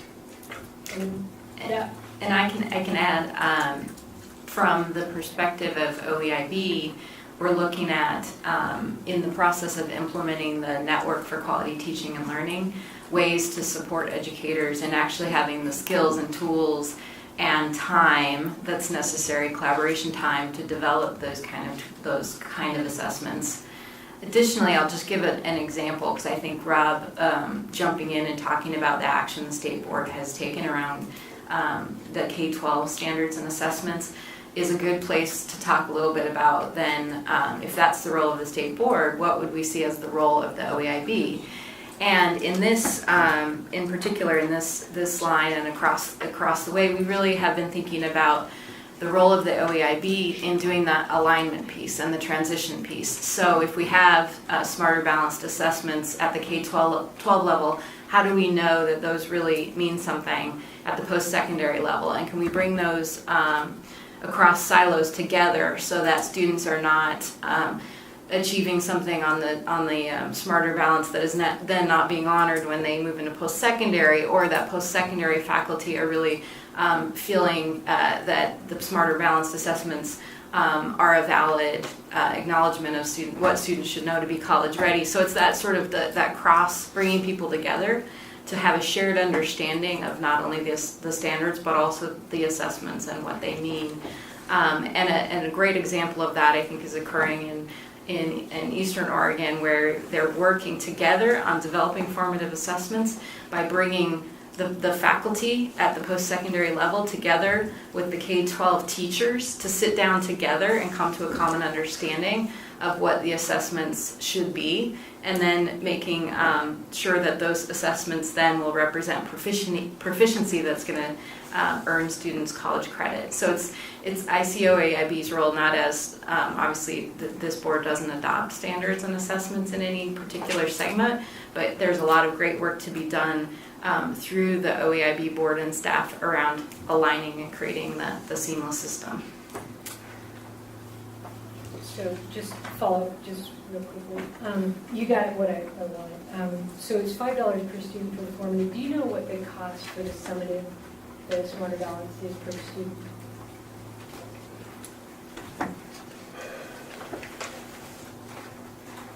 I do, but I'm not going to pull it up right away. Do you know, Ben? We've looked at it so many times. Paul? I know this, that it's $4.7 million for the biennia, for this upcoming biennia, but that really only includes the pilot and then the 2015 delivery of Smarter Balanced, and that also includes the $5 for the interim informative. And that's not even exactly right, it'll Ben, because it's 4.7 more than what Oaks was. And I can get you that information, but I don't have it. I think it would be really good information, because if what you just said is correct, that the formative is what really helps. I'd be interested to know what we're spending on the summative versus the formative, and maybe we should be investing more in different ways, so. My anyways. recollection is $22 per student, but I know that that's not going to be exactly right, so I will get it to you. Okay, Hannah, great. it'll be easy for me to do. Thank you. I just kind of reiterate what Hannah's saying. I think that's really critical, Rob. I know we've had conversations about this, that, Oaks has been a heavy investment in summative, but there's hope with Smarter Balance, with that formative interim assessments, that will give the teachers the really meaningful data quickly. And I don't know, Hannah, maybe that could be an item we bring back here. I'd be curious to see that too, to learn how maybe a Smarter Balance presentation, just a 101, and how the formative and summative help. Great. Thank you. So I'll move down to the longitudinal data system. And the interim outcome for that is that we develop a business case that's presented to the 2014 legislature in the short session. And the business case is really designed to describe the scope of a longitudinal data system or systems, and really focus on who are the users, what are we trying to build, what are the steps to get there, and work closely with the legislature so that they have a very high level of confidence and understanding of the project, to be able to approve that. And if, when that is approved, we would be able to access $10 million in bonding capacity that's set aside for phase one of, or it's not phase one because the work's been happening for years, but it's the next phase of development of the longitudinal data system. Thankfully, because I am not an expert and can't answer many questions, we are bringing on board Peter Tromba. He will be loaned to us from Eugene 4J School District to manage the longitudinal data system business case project for the year, and he will be working with ODE and OEIB and the rest of the P20 system to develop that deliverable. Questions on the database? Oh, sorry. And I don't even actually think this is the right place to ask it, but there's no other point I'd Go for it. ask it. And I've been asking this question for a while, but I still don't understand how we're going to get the answer, because I feel like the K-12 system has pretty good data about whether kids graduate or not. So this was their data point. But if our role is this sort of integration, the umbrella over the whole system, where is our visibility to the data on once students leave the K-12 system, where they end up? And if you ask individual school districts, they don't know. And so I can't see how we're going to be able to answer the question if we're making progress on 40-40-20 unless we have a better sense of when the students leave. So I had one school district tell me that students fill out a senior survey where they sort of self-report where they're going, and then you're relying on self-reports. And then the only way that there's visibility is later on when OUS does their, there is a piece of data from OUS, does their report on what students came from Oregon schools that are then in the OUS system. But that seems a pretty incomplete way for us to gather that data. So I'm just... Nancy, you want to respond? Yeah, I would. One thing about the longitudinal database, I believe, is what we'll be doing, when I work like in our collaborative, when I was in Connected Ed, higher ed has data, early intervention has data, everyone has a wealth of data, it's just not connected. So the longitudinal database, I think, will create kind of a dashboard that will bring all of that data to us. There's also national data, and Rob, I'm blanking on it, what is National it? Clearinghouse. We get the colleges, what is it? National Clearinghouse. National Clearinghouse, so that's only for the people who are in the clearinghouse, but you take that concept, and so I think what we want with our database is to link with all the existing database, link with some national data to get us the data points that we really need to inform how we're doing along the pathway. Right, but when I had brought this up earlier about the longitudinal database, I was told that it really was, the purpose was to be able to see where we should be making investments versus a way to tell where individual students had gone. And then that I'm aware of, there's no system that tells us where what students went to the community college system. So if that's a big 40, you know, the 40-40-20, how do we know that? But I guess I feel like we're a little bit traveling blind because we don't have a... I think we feel less blind. What Nancy's saying is the data, I'm going to turn on the melody, but the data is there, is it not? It's just we don't access it consistently. So I don't want to overstate expectations, but I think the challenge is not a challenge of will or interest at any level. The challenge is around very different data collection definitions and standards, and specifically differences around privacy and confidentiality rules. And that is the thorniest part of the whole thing. And, you know, I know that there's been quite a lot of work through Project Alder and other places where we are trying to break down these barriers in the ways that we can, but it is slogging through. Dr. Melly, is this an accurate statement that students in pre-K, if they're in a state pre-K program, like early intervention, early childhood special ed, they have an SSID number that goes all the way through K-12, jumps community college and comes back at universities? Isn't that accurate? You know, I couldn't speak to that Public level of universities. specificity. I'd be happy to bring our data guys in, but I think it's certainly not an area where I can talk in great detail. I just know that there are these major sticking points around privacy and confidentiality where the system, the data may be in different places, but it for very select reasons, can't speak to each other at the moment. I know my boys are willing to give up that confidentiality quickly when it comes to billing time. Yeah, I was going to say, I think this is one of the powers of the regional collaboratives, because Connected Ed has sort of solved that personal identifier problem, and they're starting, the president of U of O said, I want all my lawyers in a room, I want them to figure this out, we have to be able to look at data across levels.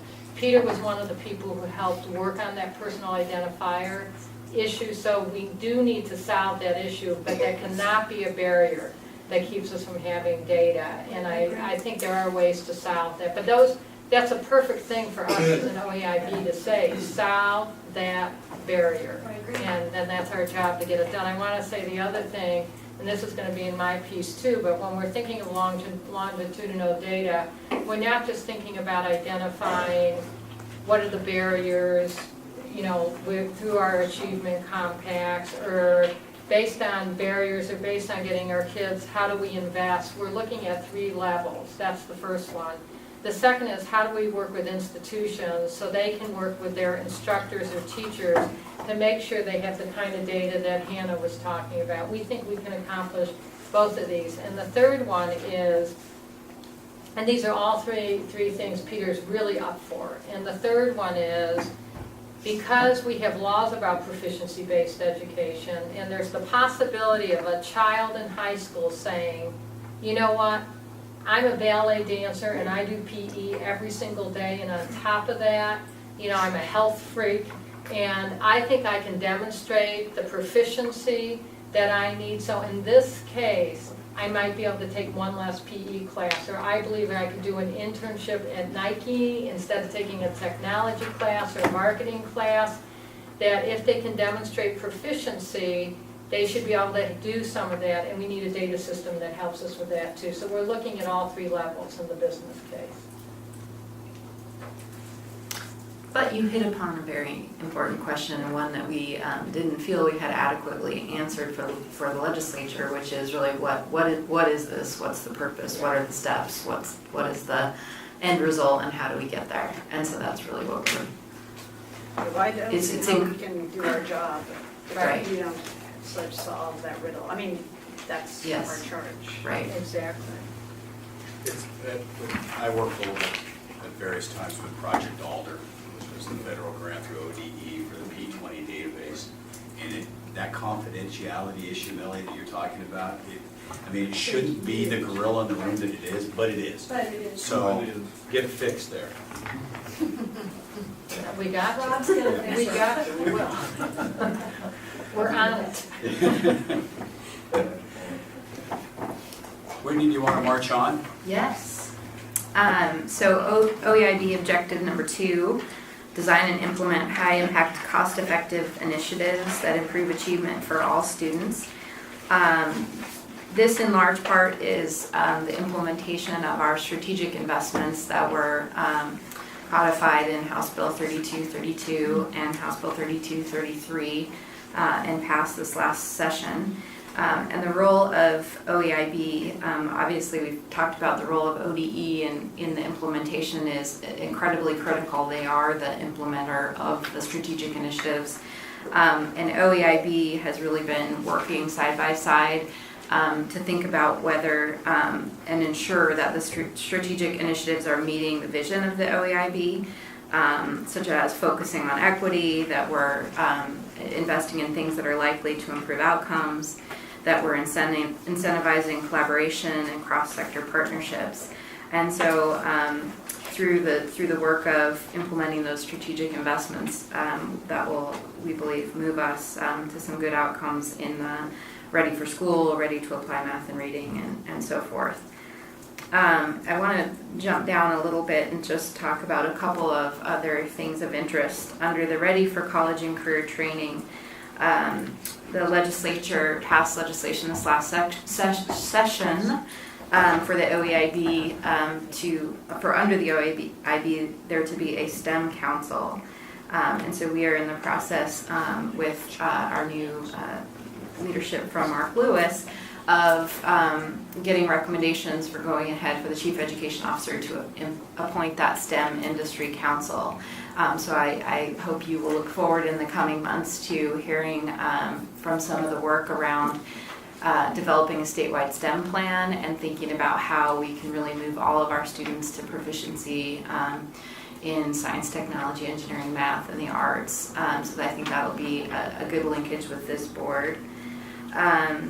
Talked a little bit in this about the redesign of 11 to 14, which is a very critical transition point, and something that this board has already expressed a lot of interest in.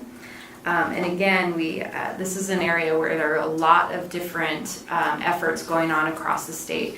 There are a lot of different efforts that CCWD is leading, that OUS is leading, that the K-12 system is leading. And we think that at the OEIB level, a first really important step is sort of mapping all these efforts, prioritizing where we're going, and making some recommendations around the funding, the policy, the barriers in that 11 to 14 transition, so that transition from high school and into the post-secondary. I think we could stop there at each one of these because this is one of our larger discussion items. Are there any comments on this page right here with objective number 2? Question, Yvonne? I just wanted to appreciate the coming work around this, what do you call it, STEAM Council or STEM Council? It's a STEM council. Okay. I just think that's really great. I remember early on when we started in the Portland Metropolitan STEM Partnership, we heard from Washington and what was going on there, and it seemed to be, I don't know, moving along maybe quicker than the little bit more grassroots way we were kind of going about it with different groups. So anyway, I think that's going to be really exciting. I think there's some good work that's already been done in our state, but it has been modeled out after Washington. And once again, I hope as we start this new initiative that we don't have all these districts, including mine, going off in all these different directions, creating everything all on their own in isolation of what we can be learning together. So I'm really excited to hear more about that and hope that we get to stay in the loop and participate in some way. Thank you. Definitely. comment kind of from the trenches, because yesterday I rolled out your document that which is really good. You went with your legislative recap, and it had the indicators. I think in the field right now, with achievement, with the current status of achievement compacts, there's a disconnect between the targets that we've identified in gray. For instance, the third grade reading improving by 15%. Right now, out in the field, there really isn't a recognition now that there are targets based on their trajectory. So, as I'm looking at this document, this really pulls together very nicely the initiatives, and I think about our role as OEIB to look at transition points, that in the gray, those would be the indicators. And going back a little bit to Julia's comment about a longitudinal database and how do we track this, here really are the indicators in gray that we should be talking about consistently. How are we doing on the KRA in a year? What's our baseline information this year? Where did our third grade results end up last spring, and where 15% means a lot of kids? Where are ELL kids in that? So I guess what I'm saying, I'm applauding this document, what recently has been coming out, because it's starting to resonate, the tie-in to the achievement compacts and what's happening at the ground level. Good. And so that actually reminds me that I should foreshadow for you what we're bringing the next meeting. So this meeting, we've got this work plan. Next meeting, we'll be bringing another, a more public-facing document. I think, well, this group is familiar with what this framework is and is starting to be able to understand how it all hangs together. We feel like there is a great disconnect between what we all are able to sort of take in and what the public and parents and families that we're really hoping to engage in this, what they can digest and want to be able to know about OEIB. And so we're working on a public-facing version of the strategic plan. And then in addition, a metric scorecard, which is something that we had worked on last year, but really would be the kind of dashboard piece that you're talking about, Mark, that can orient the board on a regular basis to these metrics and how we're moving them across the state. When you think too, Wendy, of our role as an investment board, it might be nice to see the level of investment per those indicators. You see what I mean by that? Like I'm just looking at third grade reading. How much money are we in the state of Oregon investing in third grade reading? We have part of the $75 million in the RFPs, but are we really, that's our number one return on investment, are we really investing differently? It'd be a lot easier to engage the general public by having this information. And we're no different than an IPO. Eventually we want to go public, so to speak, but we really want to just give the information to the public so they can back what we need, and we can tell them what we need and here are the reasons why. I think that's what's missing. I think if we do that, I'm just imagining at a district level, it starts to get really messy on what are all the variables you're going to include in there. So I want to make sure that we're careful about that and we know what we're doing before we're really measuring and talking about them and identifying what the ramifications can be if we don't really understand them well and how one impacts the other. So I understand that that's powerful and that's important, but we experience that same thing in our district. An example is the language arts adoption. Now show us what differences and outcomes we're getting. Well, but we're also doing a lot of things. We're changing our ELL model, we're changing our dual language model, we've moved teachers all over the place, we've moved administrators all over the place, we've closed some schools, we've opened new schools, and there's so many variables that impact, for example, even that one early literacy piece. And we're learning more, especially in a dual language district, about what outcomes you really want to get at what grade level and where we're emphasizing that. So I just think we ought to be cautious about when we're sharing that data, what are the variables there, what are our limitations, and I hope that what we don't do is find ourselves in a political hotbed, wasting all our time trying to explain something that we know can't be explained with one or two variables. Mark, I think a couple of examples, I was in Harrisburg and talking with some of the teachers there, and they were making an investment because they were lowering the class size in third grade, and so that they could meet the needs of those students. And it was interesting to me to listen to the third grade teacher tell me she had 22 students. And I said, well, that's a great story that you have 22. You need to share what you can do with those students. And she said, but Hannah, I want you to know, because I'm doing this, my colleagues have 32 and 34. And that's what they're going to face. So is it right for those students who are being, so that was one district, and in another district they were doing the same thing with the 1 through 3. They were lowering the class size and everyone else was taking on a little more. And I think that those are strategies that are being used to help us get to that target, which I think are good and have an impact on the next target that we're looking at. So it's overall, I think those conversations at the district level are helpful, but we have a long ways to go to be able to get to 40-40-20 if we're taking those steps. Yeah, I agree, and I guess, I'm not trying to create something that's impossible. You can spend all day trying to grind data out with that, but I guess getting back to what our purpose is and our fundamental shift we took a little bit last meeting, that we are looking at, we are at a board that is looking at transition points and investment to those transition points. So if we can just move forward, I guess, I think of OEIB has had a significant impact on the importance of pre-K, for instance. We've never used to talk about early learning to the degree that we do now in Oregon, which is a good thing. Now, have we had a lot of resources to invest in that? We're still in transition. But I guess that's what my point I'm trying to make is not create a bunch of work and numbers just the numbers, but as I look at those gray indicators, we should be watching how we're doing on that and watching about some sort of an investment strategy to reach those targets. But I know that's easier said than done. I'm off my soapbox. Okay. Well, I think we'll come to something that is a little further in the plan. We'll actually come to something that I think will be moving us in that direction. Okay. So page 3, supported professional educators, developing the network for quality teaching and learning. Again, this is a strategic initiative, and Rob and ODE are taking the lead on implementing the various pieces of the network for quality teaching and learning.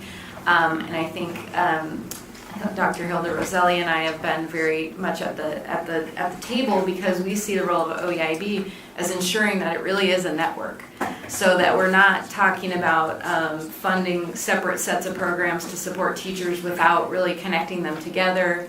We're not talking about having best practices happening in one district and the other district has no access. We're really talking about, for the first time in the state, creating that kind of connective tissue so that regardless of whether you're a teacher in the southeast corner of the state or whether you're a teacher in a metro area district, you have some ability to rely on the fact that there will be access to materials and supports and mentorship and collaboration time.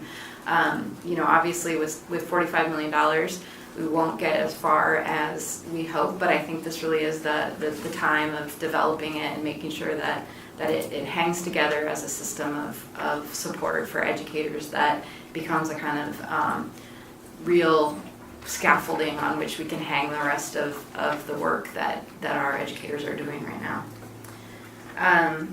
On equity, address equity and create learning environments that address the needs of all learners. Obviously implementing the equity lens across the system, which I think includes work of the OEIB and thinking about what equity looks like all the way across the system, so up through post-secondary, as well as in the early learning efforts. But I think this board has obviously played a role, and when you see the subcommittee, when we have the subcommittee discussion, it seems like a critical piece for this board to have ownership of is the equity. I'll pause. Comments, questions on that page? I guess I would just emphasize what I said before, and that is in any new thing that we're doing where we're looking at RFPs or some kind of defined structure to come back to us, everything from STEM to everything, maybe there's that requirement of looking at what have those entities done around developing their own equity lens or adopting ours, I don't know why it has to be different. And then what are those indicators they're looking at that point to equity?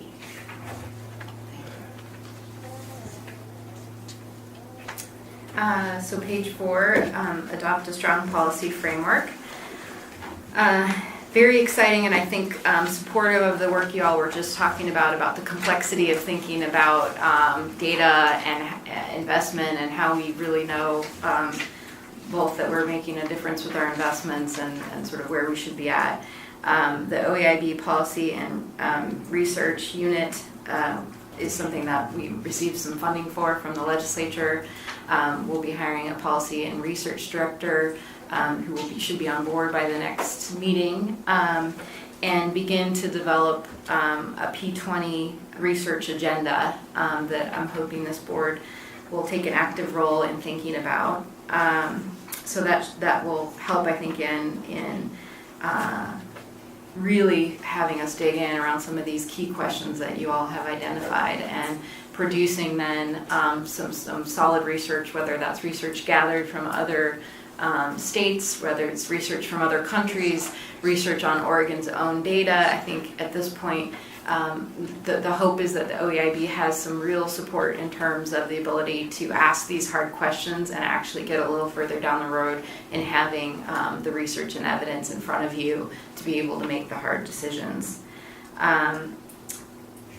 We then talk about the tight, loose direction, and I think that's where achievement compacts fit in. How are we ensuring that across the state, districts are really organizing both their budgets and their conversations and their efforts around these key outcomes?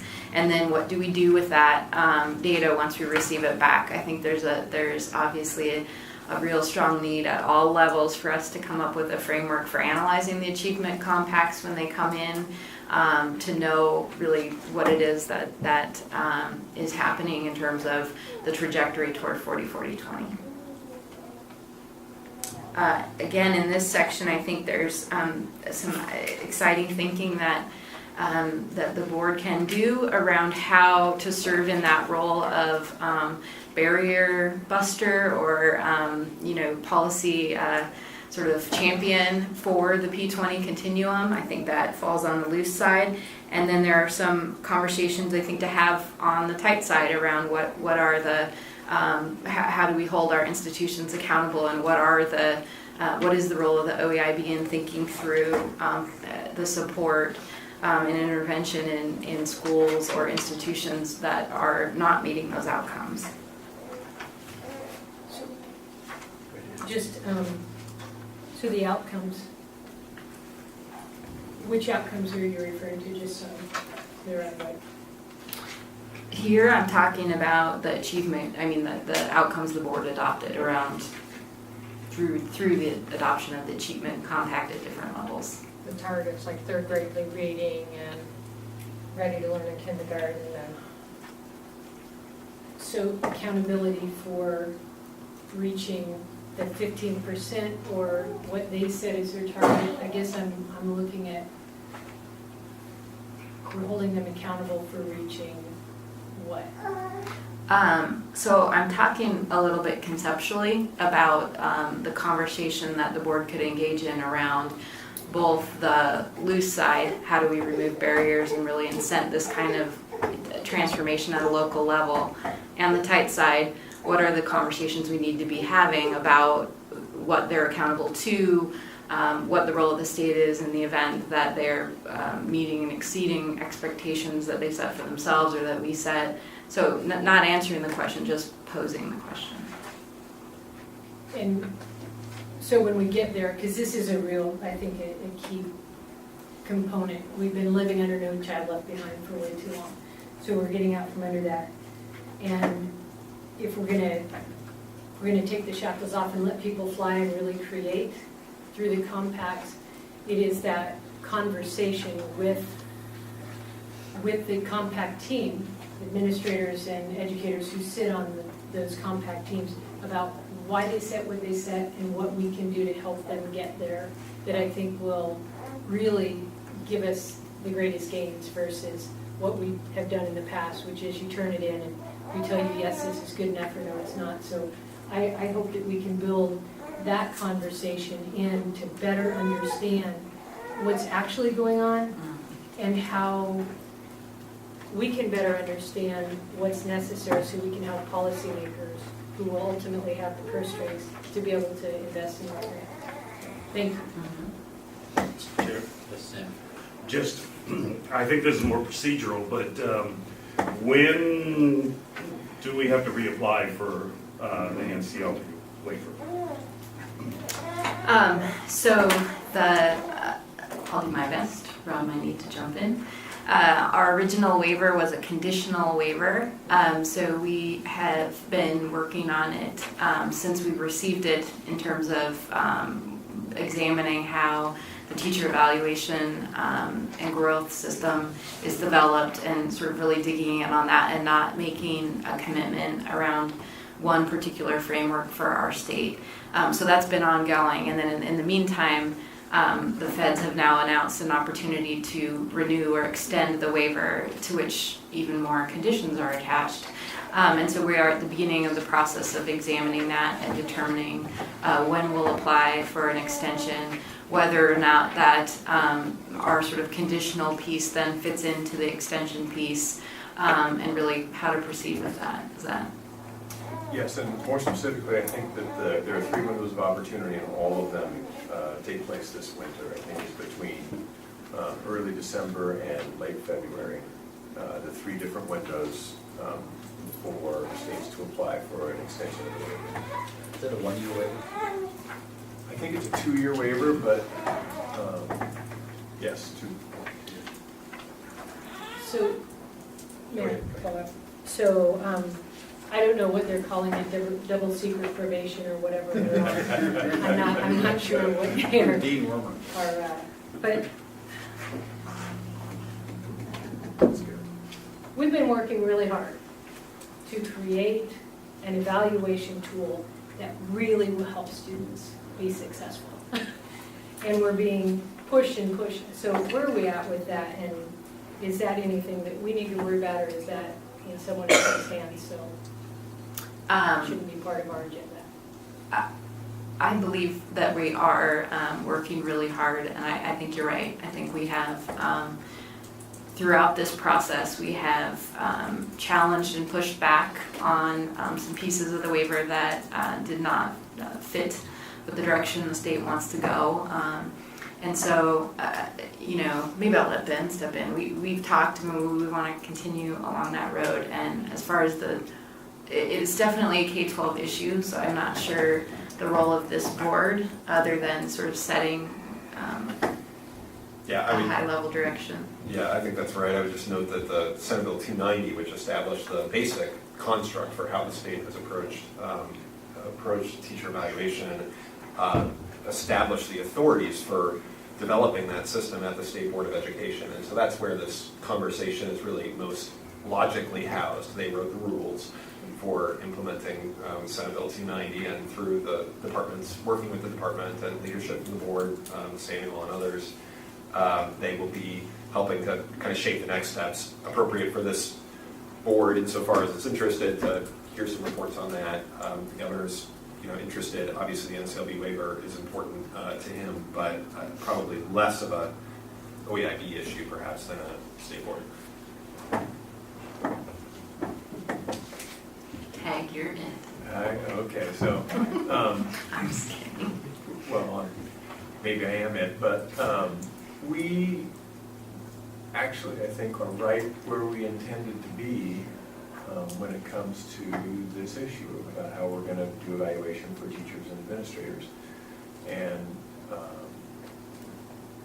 we could today, and we could have any time in the past 6 months probably, turned something into the feds that would have had them say, we accept this as the model that you're going to use in the state of Oregon, and you've finished your conditional waiver, and we accept this. But we also have 2 different kind of models taking place right now in the state about the way that we're doing teacher evaluation, the way that we're sort of computing the score, if you will, about educator performance. And there's some really good pieces of work going on, and we think that if with an additional year, and we went back and explained this in DC, that if with an additional year we felt like we could complete this work and have an even stronger model and really even inform the national debate about what is the best methodology to use around educator evaluation in order to really make some determination about how their instruction impacts student achievement, and or a number of other different things. And so we're not done with that work. We asked if we could have some more time so that we could finish that study. It's being conducted by Portland State on our behalf right now. And it's a really good piece of work. And when it's done, we will need to submit our plan to the federal government, and they'll say they like it or they don't like it. And then we can adjust it, and we'll get one that I'm sure will meet their needs. And I hope at that same time it also meets our needs, and that the study and the work that we do inform the national debate about the most appropriate way to go about this piece of work. And so that's where we are. I feel really good about where we are and the fact that we've been insistent that we want to look at this and we want to know how to do it best. And we'll get to a place where we are able to maintain the waiver. But in the meantime, the rest of the nation, here's a way to look at this and think about it that might actually get us better outcomes than we would get if we just complied. I love that answer. Thank you. So objective 4, create outcomes-based budget aligned to initiatives. Invest in key student outcomes. I had planned to point out to you a couple of things that then came up a moment ago, that we have talked about creating some model around return on investment, whether that is a tool or a analytic or a framework or a process, I don't know. But we have it on for the short-term deliverable being a plan for how we're going to complete this return on investment tool. And I feel confident with our policy and research unit coming together that will be done and before you. Analyzing the impact of strategic investments and creating recommendations for future strategic investments seems like incredibly exciting and critical work as we go to roll out these different efforts around early literacy and transitions and think about 11 to 14 and how we approach developmental ed. That we have a plan for how we're going to analyze those and figure out the places, what are the factors that lead to success, where are the places that outcomes are not moving, where are the places that they are. Can we really get down and look at data, and can we do some quantitative data, and can we do some qualitative data? And so that's a piece here. Questions, comments on that? Just one quick, Whitney, the state board had heard, and I'm looking at Gerald for a little verification on this, because some of the community colleges had undertaken some ROI responses. And I was just wondering if that's been filtered in. I was thinking of Peter's work and his report to us, I guess it was in the winter or the spring, around tracing return on investment in community colleges. Will that be a part of this work, or is that a part?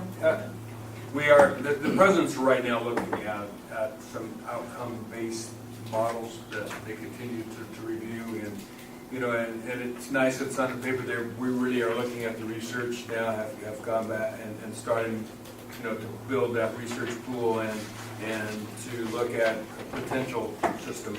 Those conversations are ongoing and are happening as quickly as next week or very soon thereafter to talk about how that will be constructed, or if it will be constructed. Wade, talk to me a little bit about the second, the middle line, analyze impact of current strategic investments, and you have primary responsibilities, ODE.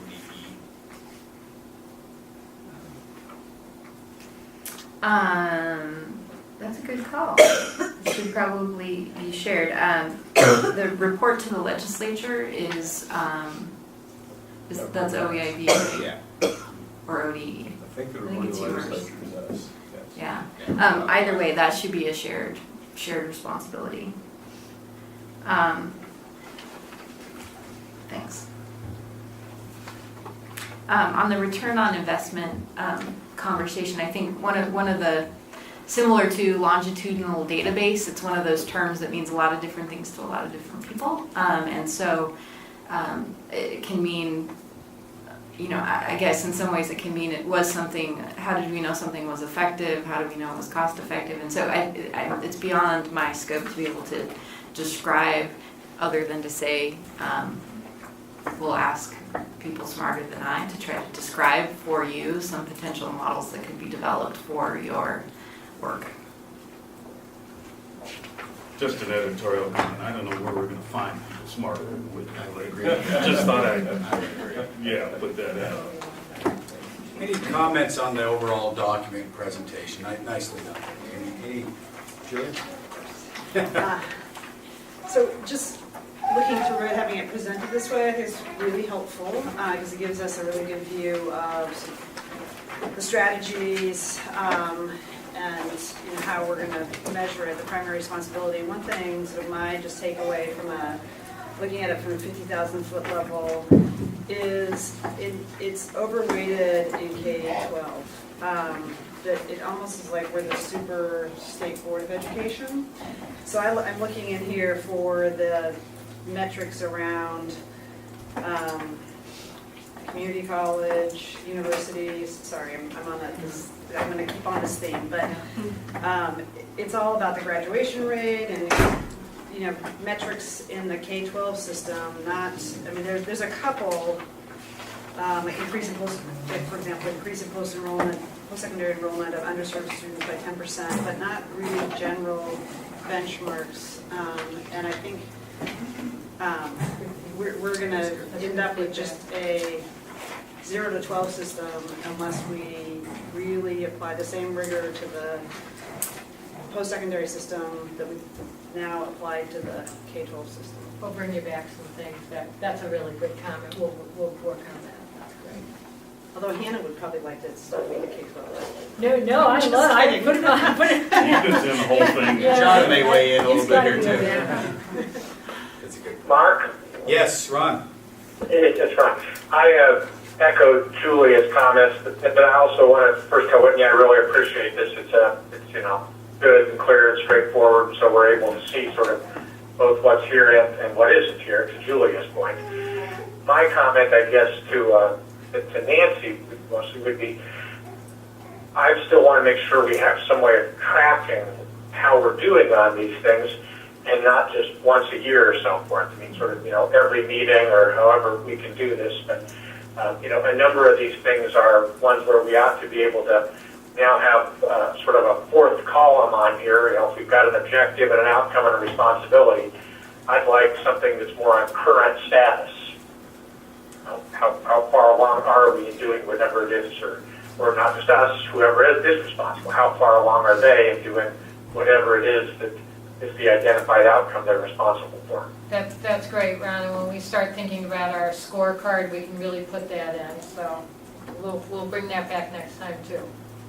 Kind of piggyback. Thank you to Nancy and Whitney for doing this. I appreciate it.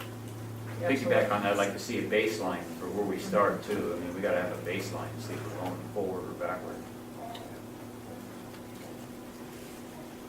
Whitney, obviously, great work for everybody. Nancy, everybody contributed. It feels like we keep coming in a little bit more and more to what our focus is each time we hit these kind of documents and moving the dial. So thank you very much on that. Whitney, if you could stay up here because we're going to talk subcommittees next. And this is a nice segue into this next discussion, is to review our subcommittees. I will remind you that the governor has the ultimate decision-making on the subcommittees as the chair of the OEIB. So basically what we would be doing today is providing feedback to the governor on these subcommittees. I will make one note right off the bat that one change to the subcommittee structure has already been implemented at the recommendation of Governor Kitzhaber, and that's the Personnel Management and Oversight Committee has replaced the Management Subcommittee. And you have these in your tab. So if you'll take a look there. Tab 5. Okay, so if you could refer to that. that the Personnel Management Oversight Committee now includes Julia, Kay, and Dick. The former committee, management subcommittee, is no longer operating, and that subcommittee was Julia, Hannah, Samuel, Mary, and Kay. Basically, what I'm asking for this item is that okay? Do we want to make recommendations to the governor that maybe this person needs to be added to that or changed?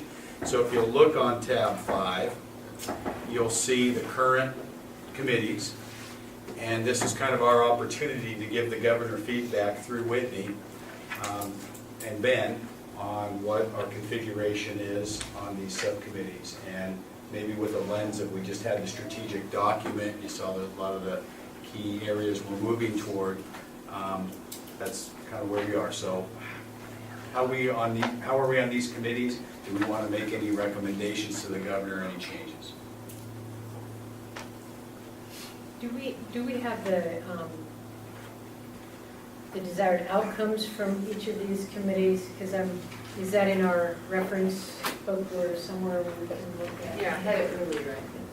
So were you just asking about the one committee right now or all of them? Why don't we start with the one Yeah. and then bring it into context of everybody? Because, the rest of them, we do have the purpose, suggested focus, and then we would have the board work on the outcomes when the committee got together, but we do have purpose. But I think right now we're just focused, which is the one that's on page 3. Okay. Page 3. Oh, okay. So can I ask a question about what you said? So I have a couple of questions. One is to the people who were doing the committee before. Do you think this is enough people? Is it representative enough? I don't know what the need is. And I guess the other part of that question would be wondering if either you or Mary as chair, or what do you call vice chair? I'm alternative chair. Okay. Just wondering if it would be helpful to have one of you as a member, but I also know you can only do so many committees too. So, but I'm curious to know what. So the other committee, and people can correct me if I'm wrong, but I think it actually was a work group and only met once, correct? Correct. So there's not really a baseline, and I guess I could just offer my point of view on, do you need more? When I get to the report of what we've done so far, I think we have done sort of the heavier part of the lift, which is really setting up the systems and structures. And that at this point, and what the governor charged the committee to do, and at this point, it should be a committee that meets less frequently, although on a regular basis for its oversight, but it shouldn't be a heavy lift because we've got the structure. Nancy's going to share her work plan, the deliverables, and then the committee's work will be at a regular basis to provide oversight. But it's not going to be, I don't think it's going to have the same cadence or the intensity, because it's not about the content necessarily of the board's just oversight. So do you, I'm going to ask the question she asked, do you feel like that is enough representation? Is that broad enough representing OEIB? You're the chair, I'd just like to hear your thoughts on that. So I think, and Dick, you can jump in here as well. Remember, I was already called to the principal's office. That's my quote. Okay, well, so we need some oversight of committee members, but that's a whole that's a other different topic. issue. Yes, it is. We can form a committee for that. So I would say that this committee's work, one of the things that we would do is we certainly aren't going to operate just as a 3-person committee, that there will be heavy consultation with the rest of the board, especially when, and maybe you can ask the question after the report about how we're going to work, but that we would view it as part of our role is to be consulting with the other board members so that it's funneled through and it's not just 3 people on the board, but really reflective of the broader. Okay. Comments, questions to that particular subcommittee? And I'm not sure where it goes, so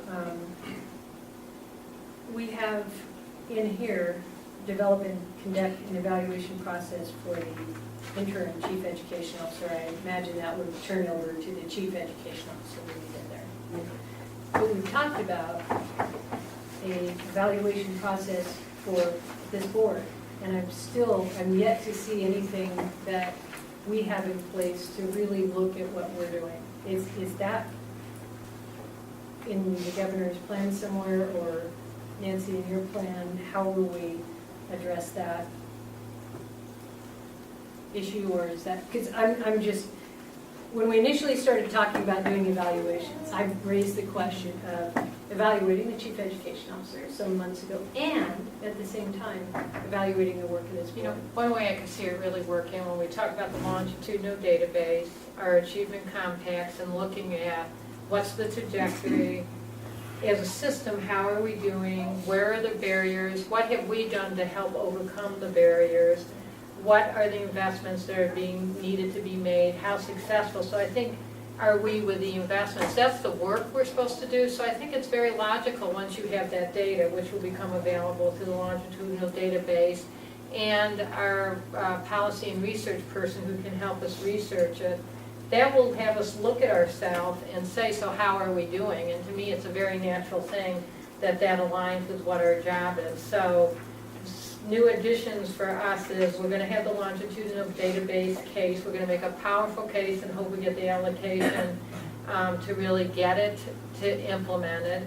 And then the second thing we're going to do is have a policy and research small unit of people who can help do the kind of analysis based on the data that we need, and I think that will help us determine how we're doing.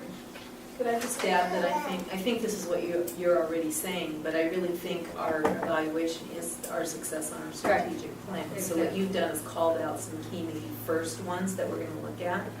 And so maybe there's getting down to metrics about what that is. But if this is our strategic plan, we should be determining our success on whether we accomplish those things. I agree, we should be looking at that, but we also have engaging the community in that, and some different things that I think are important in the work that we do as a board. And I think we started down the road at our retreat, a couple retreats ago, to have that conversation, and I think we should continue that. One of the things when you're a board certified teacher, which is the highest honor you can have, to be board certified, the reflection time is what really helps you get better.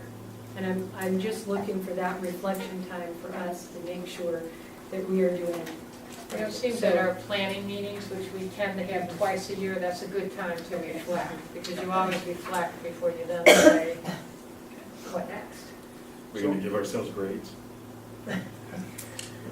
We're going to think about what do we do to keep moving those kids on the pathway and bring the ones back who are gone. We already had one that was in the principal's office. Okay, so in context of this agenda, what I'm hearing is that the Personnel Management and Oversight Committee, as of right now, I'm not hearing anybody jumping on and saying, I want to be a part of that. We're comfortable with that and the role that the governor has assigned and the people that he has identified. I will say I have one concern. Okay. There's not one individual on this list who has any experience as in education or in. Would you like to see an additional person? I would. Well, I guess that depends on what your definition is. Someone who's actually taught or worked. Well, so that's different from being involved in public education. So I guess I don't see this as that different necessarily from a K-12 board model that evaluates superintendents, and most of them aren't educators. One of the conversations we had about the composition of the board is, or the subcommittee, was the if you have somebody who is in the structure and evaluating sort of up the ranks, that it's probably better to have that input provided from an external standpoint versus being off down the actual committee. So I would view the committee as a conduit for the board's evaluation, not there's going to be 3 individuals doing the evaluation. It's we're the organizing and providing the platform. Making a recommendation to the board. Well, And including. I would say sort of basically running the process for the board, not actually, not being the ones doing it. We're 3 people who will be doing it with the other board members, but we're creating this structure with input. I guess if you were looking at a medical board, sitting in the capacity that we are, or for our attorneys, you would have someone there. So that would be my recommendation that you're asking. Well, what the intent today is to provide feedback to the governor, his ultimate decision maker. So I think that's Hannah's concern, Julia's comments, I think can be reflected in that. I'm looking at the other groups and seeing ELC members included now, which is, I think, great. You see that, those would be the other names that were added on there.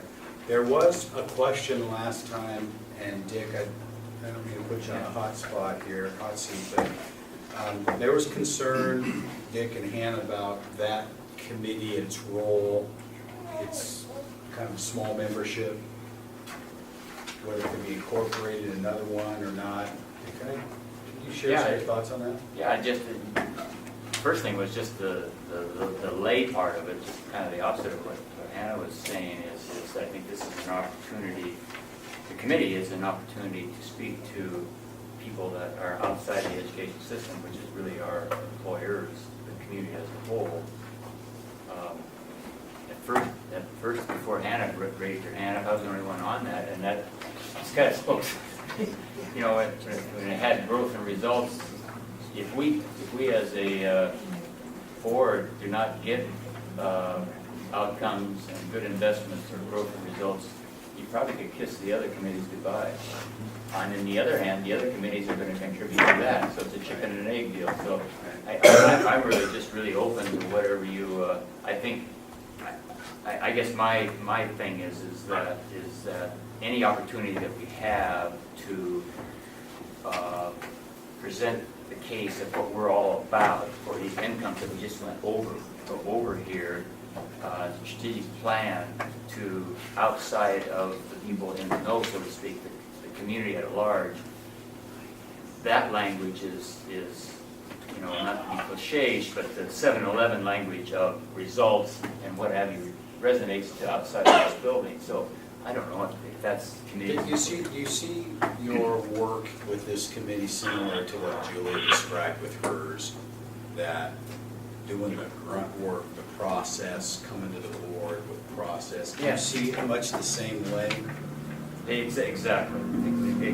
So I mean, I'm neutral as far as whether, but I think that's somewhere or other that's exactly, we come to the community, to the committee, show the baseline, show where we're at, do the column thing that Ron is talking about, and you know, just kind of like a business.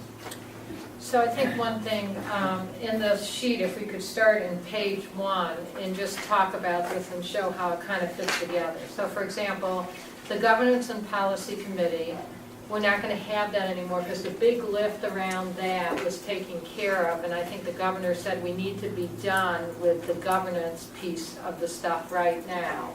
And so we're saying we want to disarm that. What you see is there's members there who we then wanted to be able to say, if you go to the last page of this, would you be interested in being on the Outcomes and Investment Committee? So this sheet is the old committees. The new committees are on this sheet. And you see what I'm holding up, the proposed one. So it's behind tab 5. It might be, is it in front of them? Yeah, sitting. It might be in front of you. Yeah, there. And if we want to take a minute, I can just run us through it, and then you can have the discussion. Yeah. So, and I think Mark was. Let's make sure everybody has it there.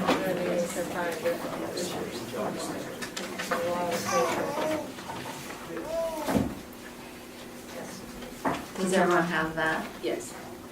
And Mark was working to take care of the management subcommittee first because that was a committee that had already been meeting with its new membership. And so he was trying to get some sort of clarity and resolution around that, but I think it makes sense to do it in the context of the rest of the subcommittees. And as Nancy said, our recommendation would be that the governance and policy committee no longer meet, and that we look at having 3 subcommittees that are similar to what we currently have, but with maybe some slight shifts in both what they're called for purposes of transparency and clarity to the public and sort of focus, as well as we've suggested some what they could work on in the next 2 years. So the first one would be best practices in student transitions. This is the committee that Yvonne has chaired. It was formerly called the Best Practices and Innovation Committee. The recommended name change is really just around pointing us toward those student transitions and creating some sense of focus on the transition points and clarity in the field and public that this board is really about looking at those connections. The membership is the same membership as the current composition of best practices, with one exception, which is that Nancy was on best practices, obviously, and she will not serve on a committee. We have the ELC on it too. And the 2 ELC members. Based on Julia's comment earlier and suggestion around higher ed, I think it would probably be a good recommendation to think about whether or not we would want to invite a HEC member to sit on the best practices. Yes. Briefly, yes, and State Board of Education as well. If it's K-12 purview, I think it makes a load of sense to have overlapping members from the ELC, State Board of Ed, and So if this is all the committees, it seems like Matt and Ron have completely gotten dropped off all committees. No, so the membership of the Governance and Policy Committee, I was leaving it open so that Matt and Mary and Ron could decide where they wanted to serve. So they need to be reassigned. And you, I think, obviously, you can choose to serve on as many committees as you want. This is David. Hi, David. I believe I'm working on an old list here, the one that was sent out with the agenda for this. But at least what was listed for best practices innovation, I'm on that, and I have been nominated to the HEC. Oh, okay, so that'd be great. All right, David will. Because, I agree with you. I only have one list that's attached to the material I have, so you all keep talking about sort of old list and new list. I don't know if I don't have the new list or what we have here. So the new proposal is titled Proposed Subcommittees of the Oregon Education Investment Board, Draft for OEIB Consideration 9/10/2013. Do you have that piece, Ron? I don't think so. Yeah, I think he's working on Seth, email it out to all those of us on the phone. Seth, did you get that? We just received it yesterday, so it did not go out to board members, but it is online, so I'll email him the link to the Okay, it's online, it didn't go out to board members, but he's emailing it to you right now. Okay. Yeah, me too, please. So David and Ron, open it down. So I'll give you some time to look at the focus, but before doing that, I'll just walk through the other committees just so we have a sense. And I'm just going to look at the clock, wait, if you could give the Reader's Digest version. Yes, absolutely. So page 2, equity and partnerships. There are some suggested focuses here, but nothing else has changed in terms of membership or the title of the subcommittee. I think that could be a place for consideration also of a HEC member, and I know Samuel Henry is a state board member, so we already have that overlap. We've already talked about personnel management and oversight. The last committee, and this is what had been called growth and results. I don't think we've ever convened the committee, but as Dick was saying, it's a critical committee. We've recommended a name of outcomes and investments instead of growth and results for your consideration, and a purpose to focus state and local investment on OEIB adopted outcomes and to track the state's progress toward the 40-40-20 goal. I think it's a very critical committee, so I would recommend that we do reassign members from the Governance and Policy Committee, and that this is a great place for folks to consider serving. I think it would be beneficial to have a DLC member on there, and Charles McGee said he would serve. I haven't told him yet, but he will. No, but seriously, Charles would be great, and it'd give us support. I think we should have more board members on that. Yeah. So, Ron, would this be something you're interested in serving on? Well, I'd like to see the list before I talk about that. I can get back to you, Nancy, but I want to see what I'm not seeing. Okay, I can appreciate that for sure. So why don't we do, I have a proposal maybe, which is, in terms of this, if people are okay with the general direction, and we can get the committees going, and then for the people who are on the policy committee, we'll send, on the governance, we'll send an email making sure everyone has a sheet, asking who would like to be on which committees, suggesting if anyone could really look at outcomes and investments. Once they see the purpose, then we'll get back from them whether they want to be on their committee. I would like to say, if conceptually we're good with this, that we get the committees going. The committees can look at the suggested foci, and as they meet the first time, if there's any additional foci they want, they can say, we think this foci should be there. If there's some foci that they think's not the right ones to work on immediately, they can let us go. But this would let our committees get going and people really absorb this. And then we'll have a way to get to the other people. So we don't need formal action on that, but just kind of some head nodding that that's a direction for what Nancy is saying, so we can get rolling. So know that we still have membership, like what Ron needs to process. Does that sound like a direction for us? I move head nodding.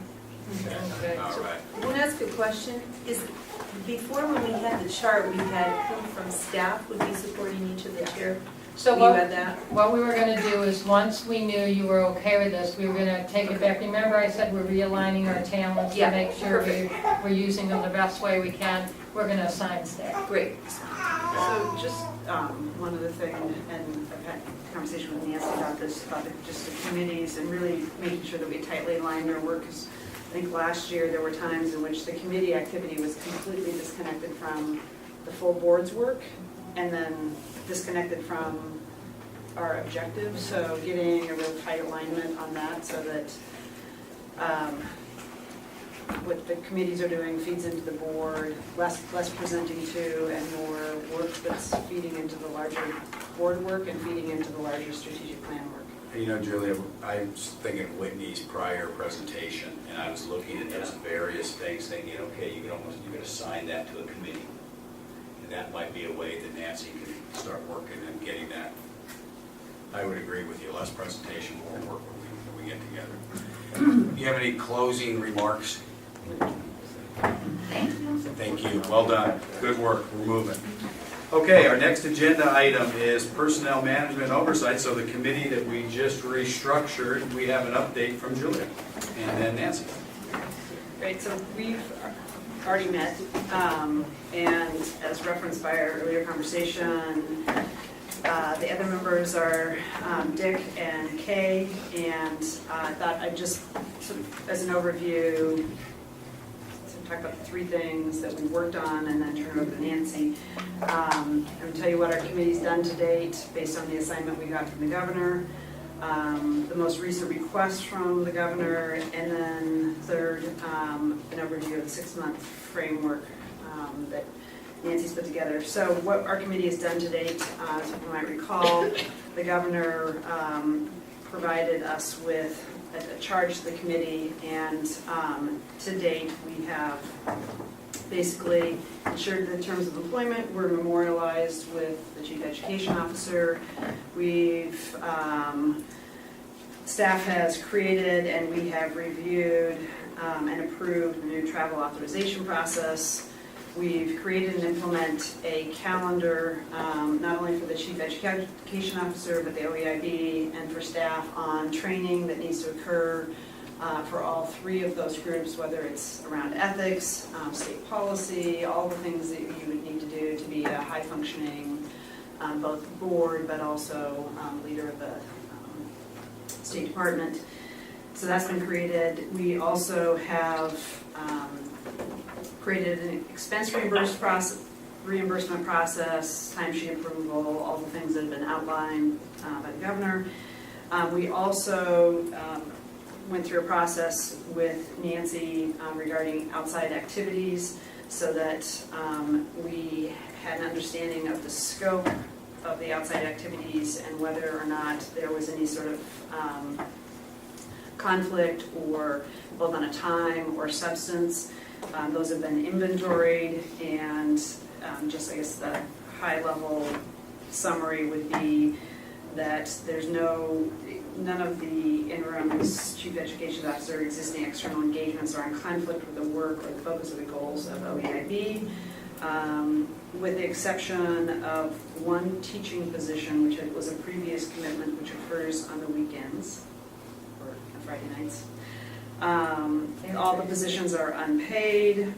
There's very limited, immaterial travel reimbursement, and that the interim chief education officer makes her own personal transportation arrangements for those outside engagements. Happy to, at some point, circulate the names of those organizations, but I would say our committee, when we looked at it and looked at the inventory, that we have a high level of confidence that the interim chief education officer will be focused on the work of the board, and that there's no conflicts with any of the outside engagements that she has.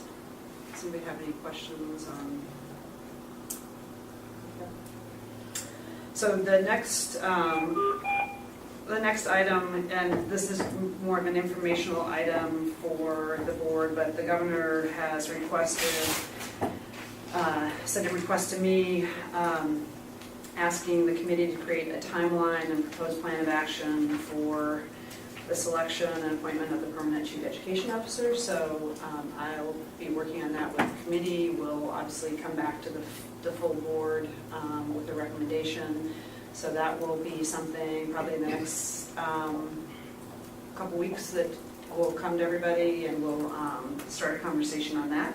Will that be something we could have for the next agenda, the next meeting, the October meeting, do you think? It will likely be before that. Okay. So it's just going to be more of a process, Right. and also soliciting input from committee on the process. Right. Then the last item that our committee has worked on with Nancy is the framework for her 6-month objective. So to really be clear on sort of the work plan for the next 6 months, and the sort of how we might measure that. And with that, I'd like to turn it over to Nancy to go through it, and so people will have an opportunity to provide feedback. This is a draft, so our committee has reviewed it and had a good discussion about it, but this should be something that the full board has reviewed and has a level of comfort with as well, and an opportunity to ask Nancy about specific items. Great. So it's in your packet behind number 6. And what I want to say is that one of the first things we're doing is implementing the P20 structure. We know in doing that, we have to make sure that OEIB is effective and efficient. And one of the things I am responsible for, and I'm happy to be responsible for, is support and evaluation of the people who directly report to me. And I'm beginning to work on that system with the folks.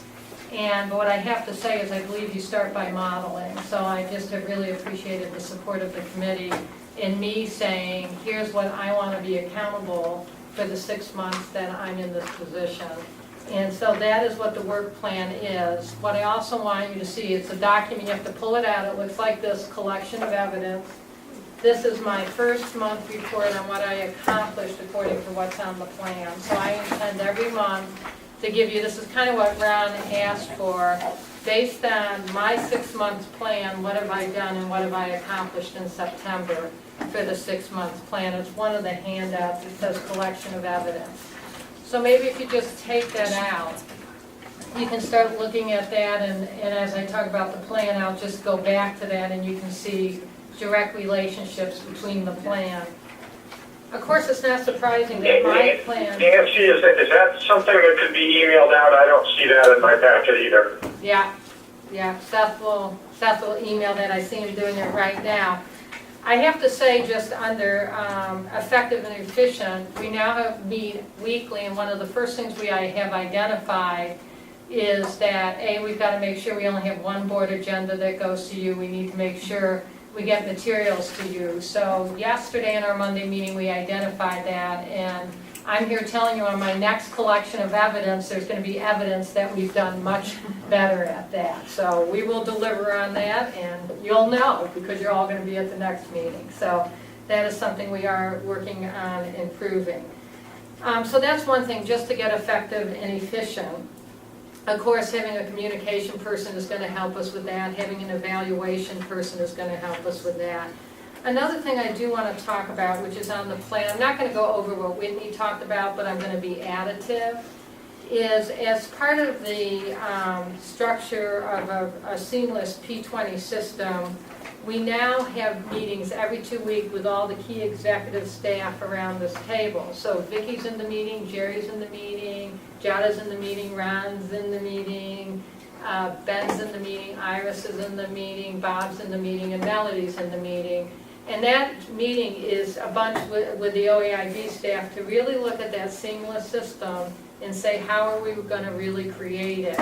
And what are the issues that are coming up, and how do we work on those barriers? So one of the first issues we started to discuss, which is a huge issue, what about 10th grade? There's a lot of kids without full schedules in 12th grade. What is a system do we need to think about? What kind of things do we need to engage with this board, legislators around that? So those are kind of the kind of issues that we're really looking at, and it's all about creating that seamless system. So I think that structure is going to be really helpful to us. We've talked about the P20 longitudinal data system. What I want to say about Peter that really excites us is he's director of technology in Eugene, but before that he was a high school principal. Well, before that he was a mid-school principal. Before that he was a high school principal. He's been a teacher.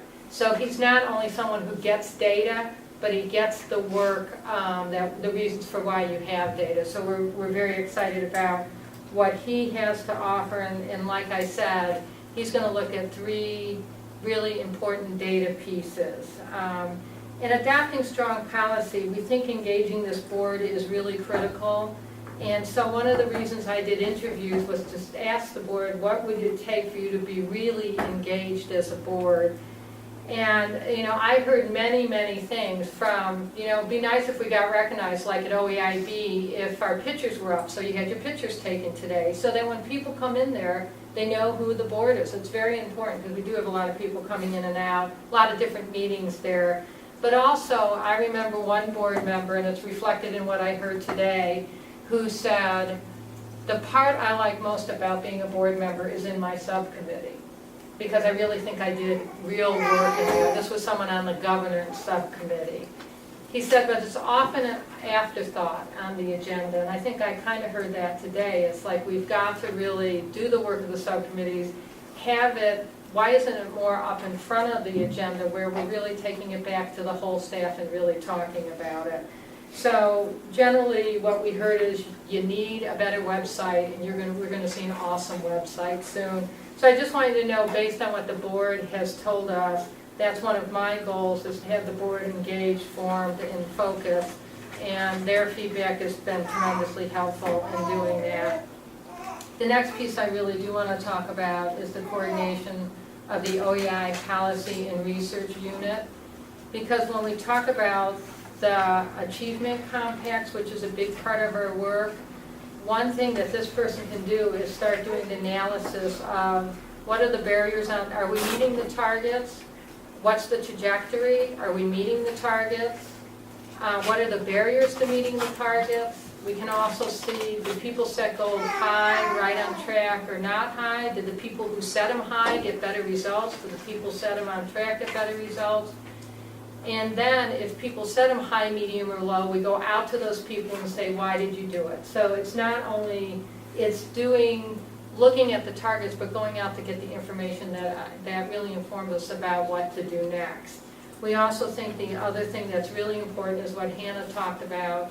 Part of the Achievement Compact was supposed to really be associations working with management before budget meetings to talk about at a district level, what is your investment? So this person can analyze things like, are you using a process?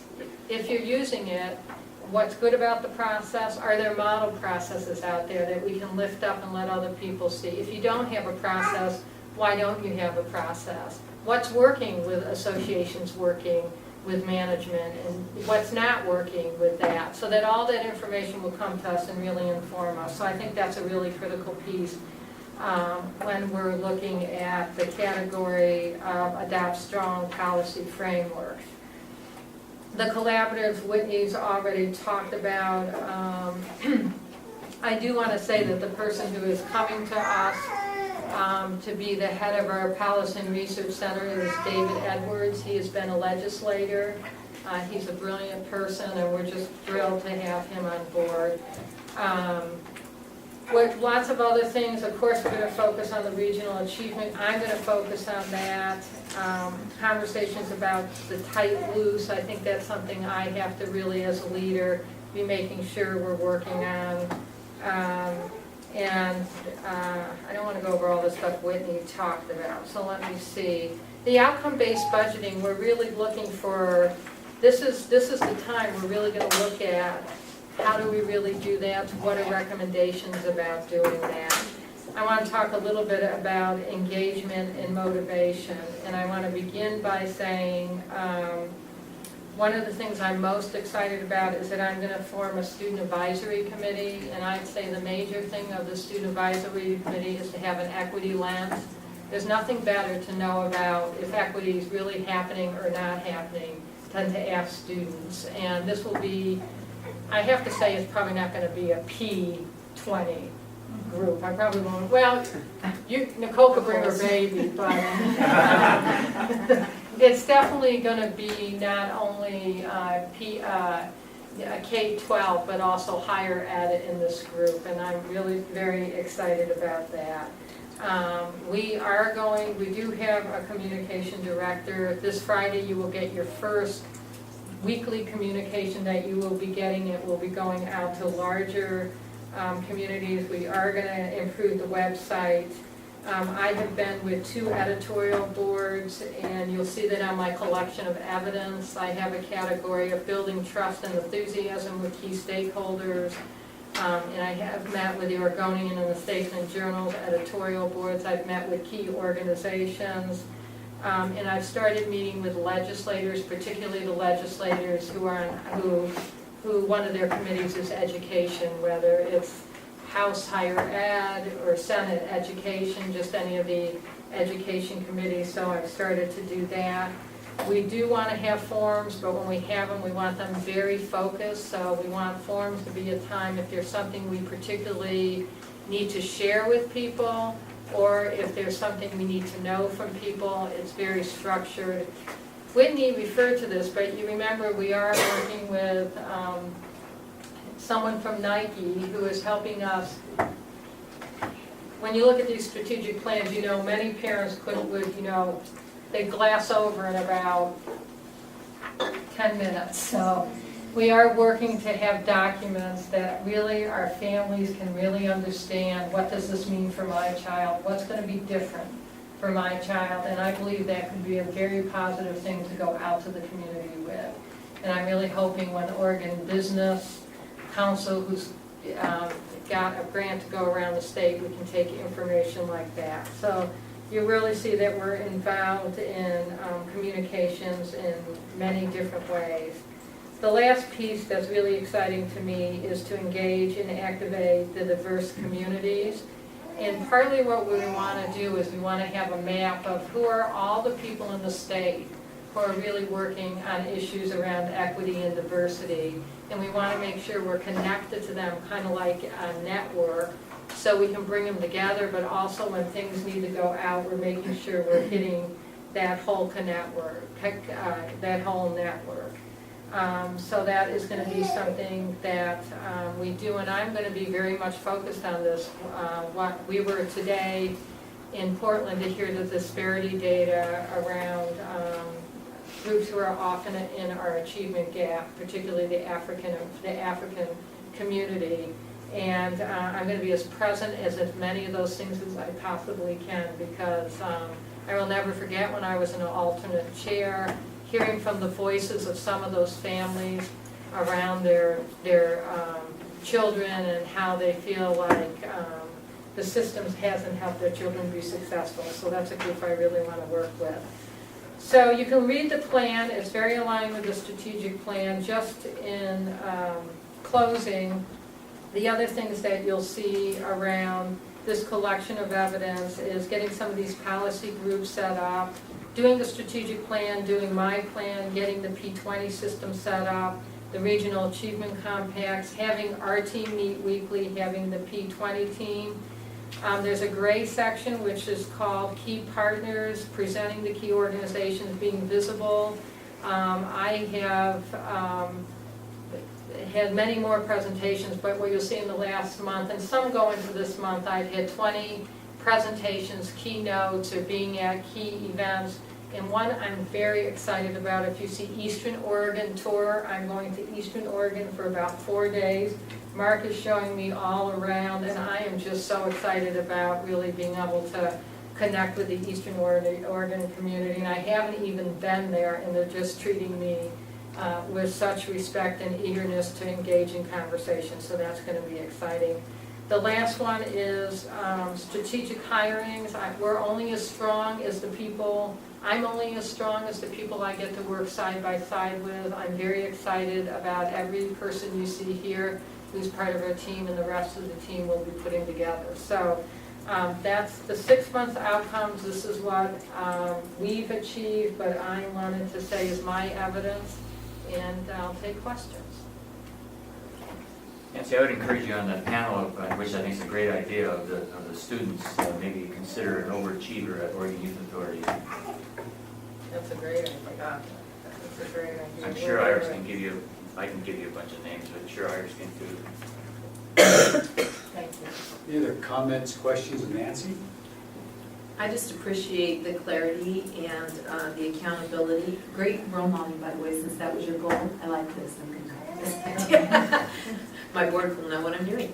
But the collection of evidence aligned with everything else that we're doing, I think it's a great way to keep us all feeling like we're in the know about what you're doing rather than just hearing the newspaper articles. So I really appreciate that piece. And I know it takes a lot of work to keep track of all this and put it before us, so thank you for that.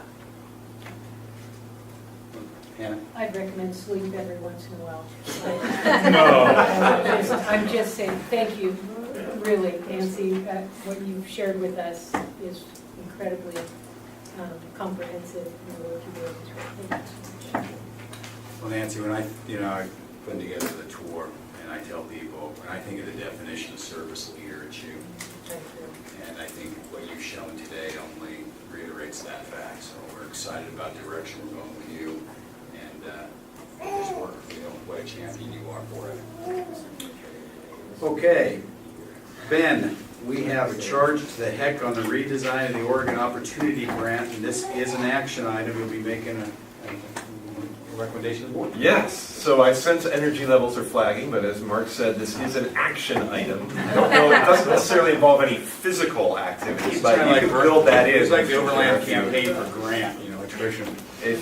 If you'd like. So It's also an opportunity to model one way that the OEIB can work with other state boards and commissions. In this case, a proposed charge to the Higher Education Coordinating Commission relative to a subject of real importance to the OEIB, which is how to effectively allocate state dollars to improve outcomes. So the proposal here is that you would charge the Higher Education Coordinating Commission to convene a work group that would bring forward recommendations to that commission on the optimization of the Oregon Opportunity Grant, given our 40-40-20 goals.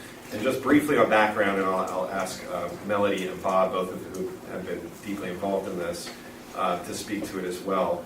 But briefly in background, the state allocates currently about $110 million a biennium for student need-based financial aid for higher education.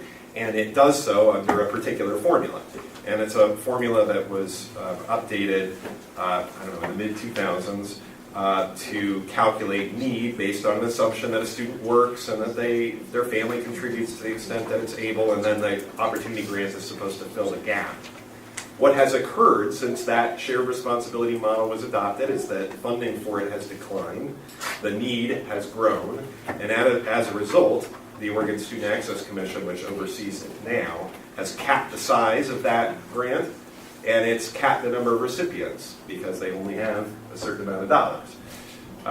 And the consequence of that is that this shared responsibility model meant to fill the gap doesn't do so, and it's allocated on a first-come, first-served model. We have plenty of reason to think, and legislators certainly bring to our attention frequently the fact that it is not optimizing whatever amount the legislature appropriates, again about $110 million in the current biennium, $115. It's not optimizing that given the state's objectives. So what you have before you is a proposal for a charge, some questions that you're suggesting that the HEC put to the work group. Ultimately, the Higher Education Coordinating Commission absorbs the authority that the OSAC has today to make these allocations or revise the allocation.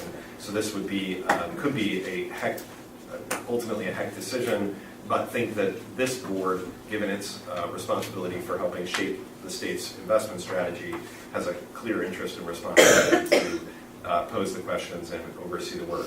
So I think Melody and OUS were very much involved in previous efforts along these lines, certainly expect that they would be in this case as well.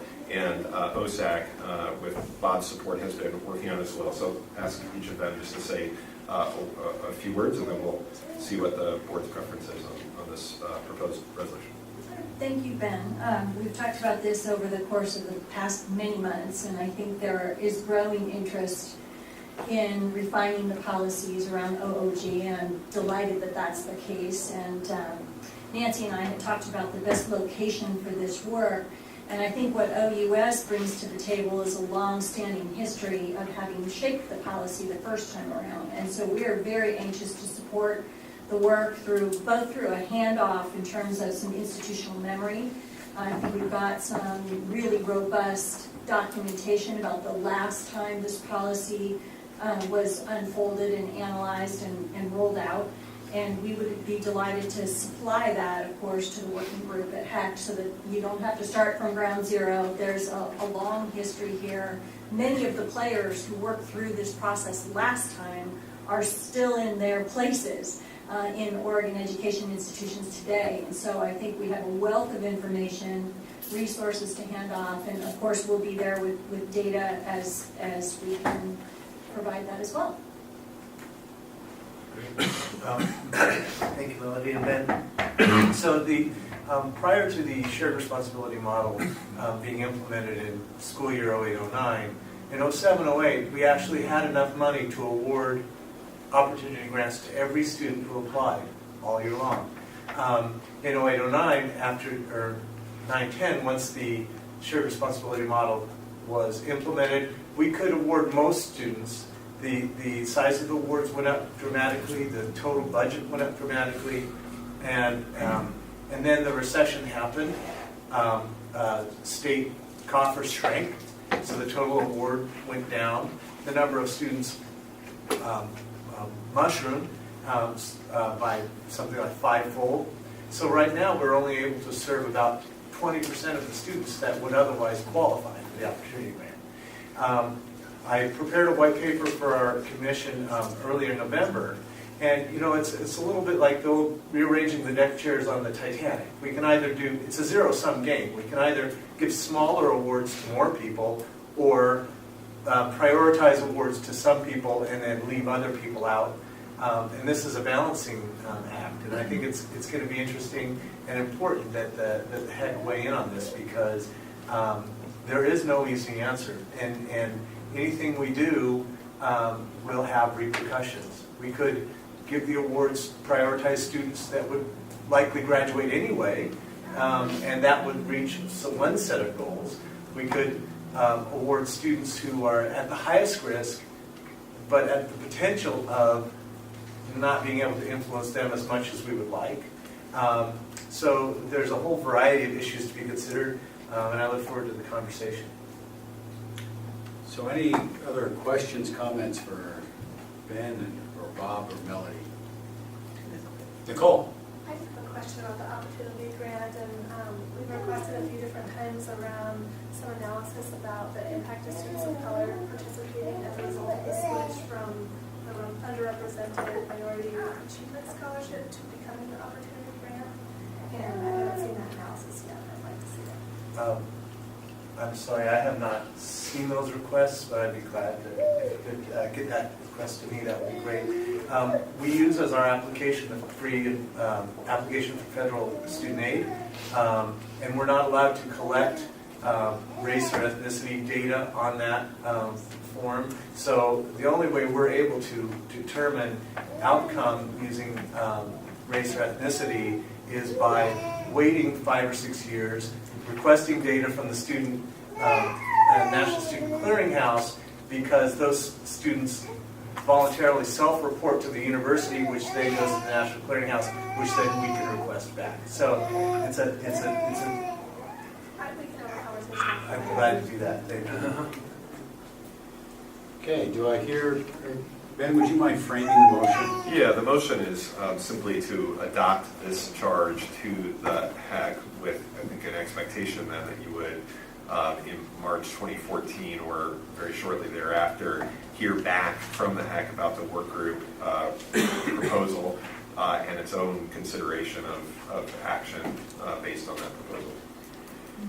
So the motion would be to adopt this proposed charge to that.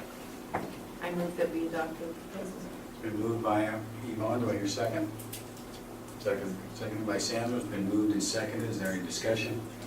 So I would only point out, again, that if the first point has a state financial aid is currently structured adequately prepared to tell us 40-40-20, that we need the 40-40-20 data.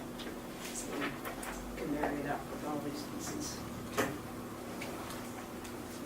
Okay, all in, Nicole, all in, get another discussion item? Yeah, I was just going to say, I'm going to vote against it because I feel like I don't have enough information and my previous questions have not been answered. So I'm just sharing that. Okay. All right. All in favor? Aye. All opposed? Okay. Nicole opposed, so motion passes. Okay, we're kind of winding down our last agenda item. Well, we have public testimony, but we don't have anybody signed up today. But number 11 is the agency update, where on the agenda from now on, we're going to have 2-minute updates. Now that's a certain flyby for that. That doesn't preclude that in the future we may, have a presentation from any of these agencies. Let's say we wanted, like for instance, Rob, we talked today about, smarter balance. That may be a longer agenda item in the future, but this is kind of a placeholder item for just a flyby so that we can just check in with each one of our agencies that work directly with OEIB. So the first one up is Melody on OUS. So very quickly, in addition to our typical work, we have what I'm referring to as 4 bodies of work this year that are particular to this point in the reform effort. And I'll just very briefly outline these things to you because they're absorbing a tremendous amount of staff and board attention. And I'm just coming out of 2 days of board retreat where we discussed these items, so they're very fresh. One, of course, is we're working toward the transition of certain activities to the HEC, and we have board members working on this. We have staff members very much dedicated to this effort. Been working closely with Ben on that topic. Secondly, of course, we have 3 large institutions that are moving to institutional boards on July 1, 2014. So there is a huge lift around decoupling those institutions from the system. I mean, some of the things that we have to do around PED involve the federal government, involve multiple agencies in DC, and it's quite a lot of work. And as I like to say as a former gymnast, we have to stick our landing. There can't be wobble on July 1st. Payroll has to go on. A whole number of activities have to go on seamlessly. So that's a very significant body of work and one we're dedicated to. Thirdly, of course, we're working on supporting the presidential task force to create the shared services enterprise, staffing that work, providing data and support to that work. Those are all publicly noticed meetings, so if anyone is interested in watching that deeply, come on over. It's thrilling. Finally, in some ways, a real great creative potential and contribution to the state is that we are participating in the conversation around the regional governance structure. And that is of great importance to all of us, both in the Chancellor's office and at those institutions, as you might well imagine. So we're trying to be as helpful as we can be in that process, and our board has become deeply involved in that discussion as well. Those are what I call our major transition bodies of work. In addition, we have 100,000 students starting back to school here in the next couple of weeks at 7 institutions, and convocations scheduled all over the state to welcome faculty, staff, and students to a new academic year. And of course, you might notice in the newspapers that we're bargaining with SEIU. And that's all I'll say about that. Thank you. Yes. OSAC, Bob just snuck out, but he Bob, to get delegated back to to you. Eugene. No, he did not. I'm not prepared to give Bob's report. He did mention that he had to get back for a 6 o'clock today. Might be interesting if you did try to do that report. I guess he'd let you know. ODE, Rob. Well, I might take Bob's 2 minutes. No, actually, only because I have some to yield to other partners. So, strategic initiatives. We have strategic initiatives underway. We spent a lot of time over the past couple of months making sure that we are taking the dollars, $75 million in strategic initiatives, and moving those funds out into schools and other providers as quickly as we possibly can so that we can start to get some of the outcomes that we're all wanting to see as quickly as possible. And I'm really pleased to be able to report that of the funds that are available this year, we have 51.5% of those funds out and will be out or are out by October 15th. And so it's in places that we could do that and get the kind of response that we want to get. So for example, mentoring grants. We put out mentoring grants and we've awarded those, and the funds are out, and we're at the start of the school year. And so 85%, more than 85%, of first and second year teachers and administrators in the state now have mentors across the state. And if we don't get that done pretty quickly and get that out in a timely fashion, then we have teachers and administrators starting the school year without mentors. We don't want to do that. So it's a perfect example of why it's important for us to do that relatively quickly. Response to intervention, the RFP is out, focus and priority schoolwork and extended time, the collaboration grant, and then there are a couple others around CTE and the PE grant that are out.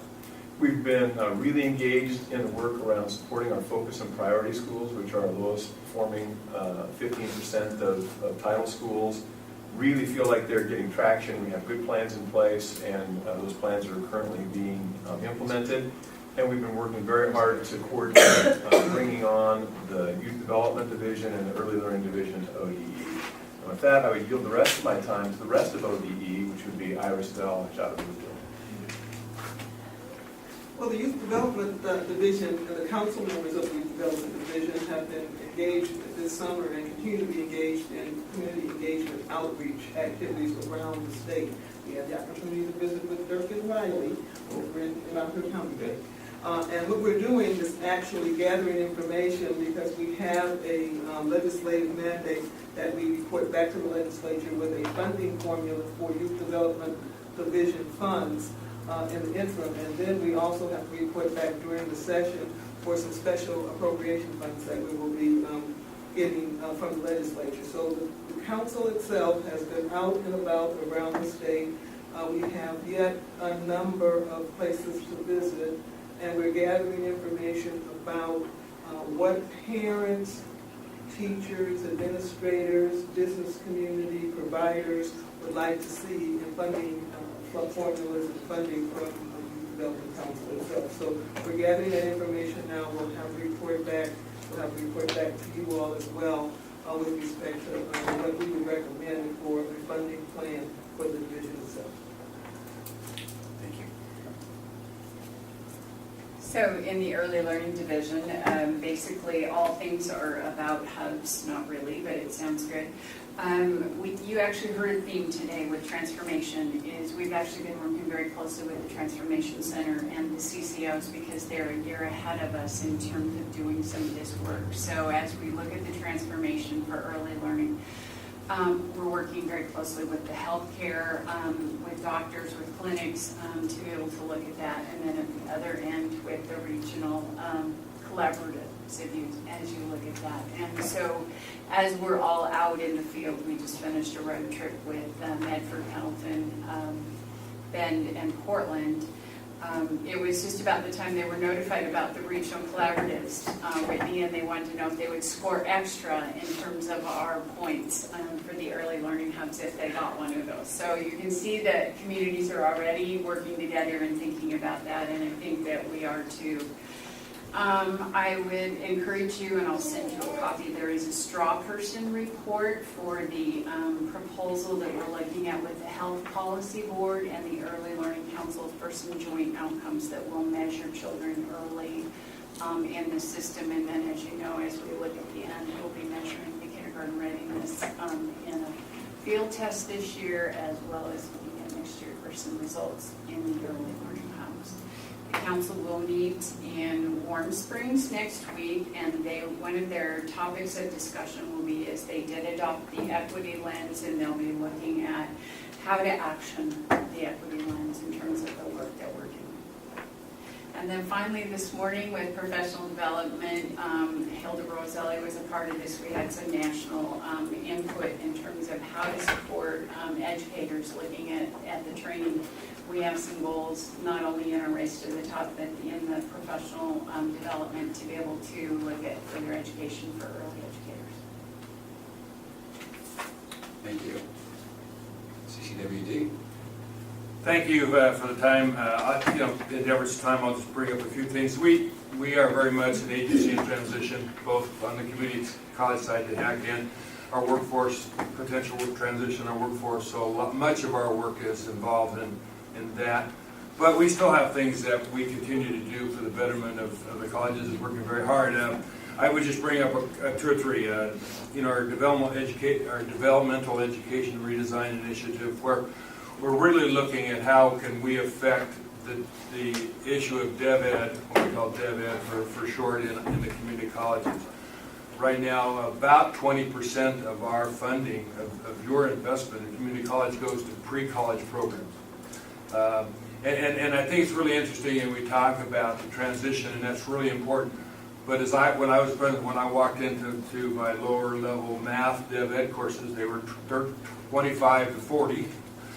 Many of them had not had any math instruction for up to 15 years. And so they came back to us not ready for college level math. So the question for us is how do we put together a group of people that look at trying to put out a policy, some best practices, and to really look at how do could we possibly redesign our delivery of DevEd in the state. I mean, I think if you look at how that all runs out, if we deal with 40-40-20, that middle 40, we're really going to have to maximize how we approach the pre-college programs that the colleges have. And so there really are some, I believe there are some models, some things that we can learn, quite frankly, from K-12 alternative programs that we all work with, but also some very big national models. And moving on, and that's an exciting thing, and I'd be happy to talk about that sometime because I think it really has a huge potential. We're working with the colleges very, very strong on achieving the dream.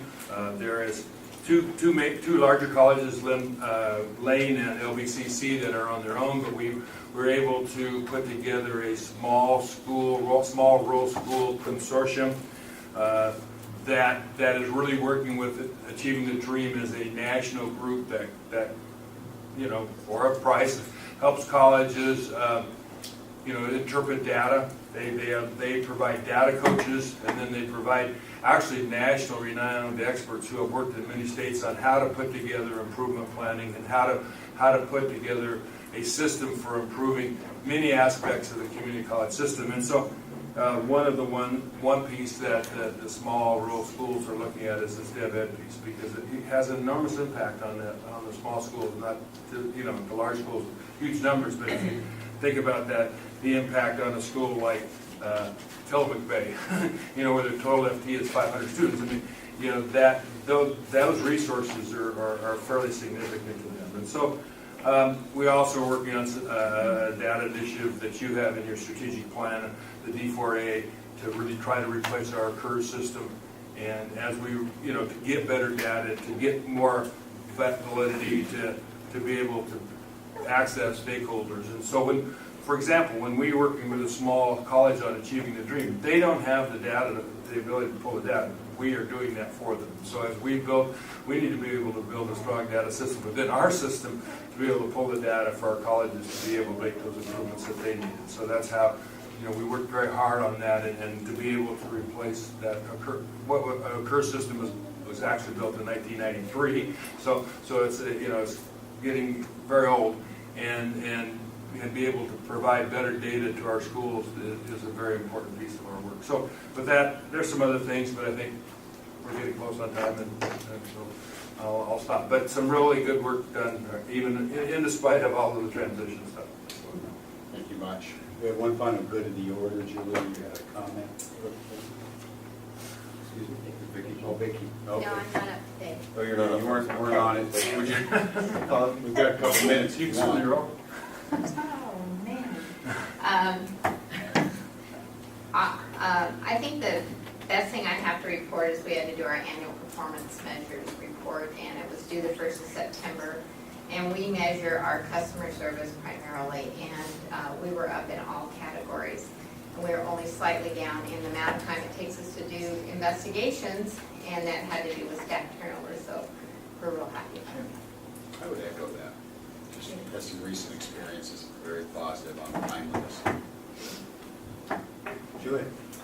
Sure, I should have mentioned at the end of the committee report that I just want to give everybody on the board a heads up, by Friday there will be a recommended timeline for the, this is in response to the governor's charge, in response to our timeline for the permanent chief education officer. So just to give everybody a heads up, that will be coming up on the committee as a recommendation and solicit feedback from the board.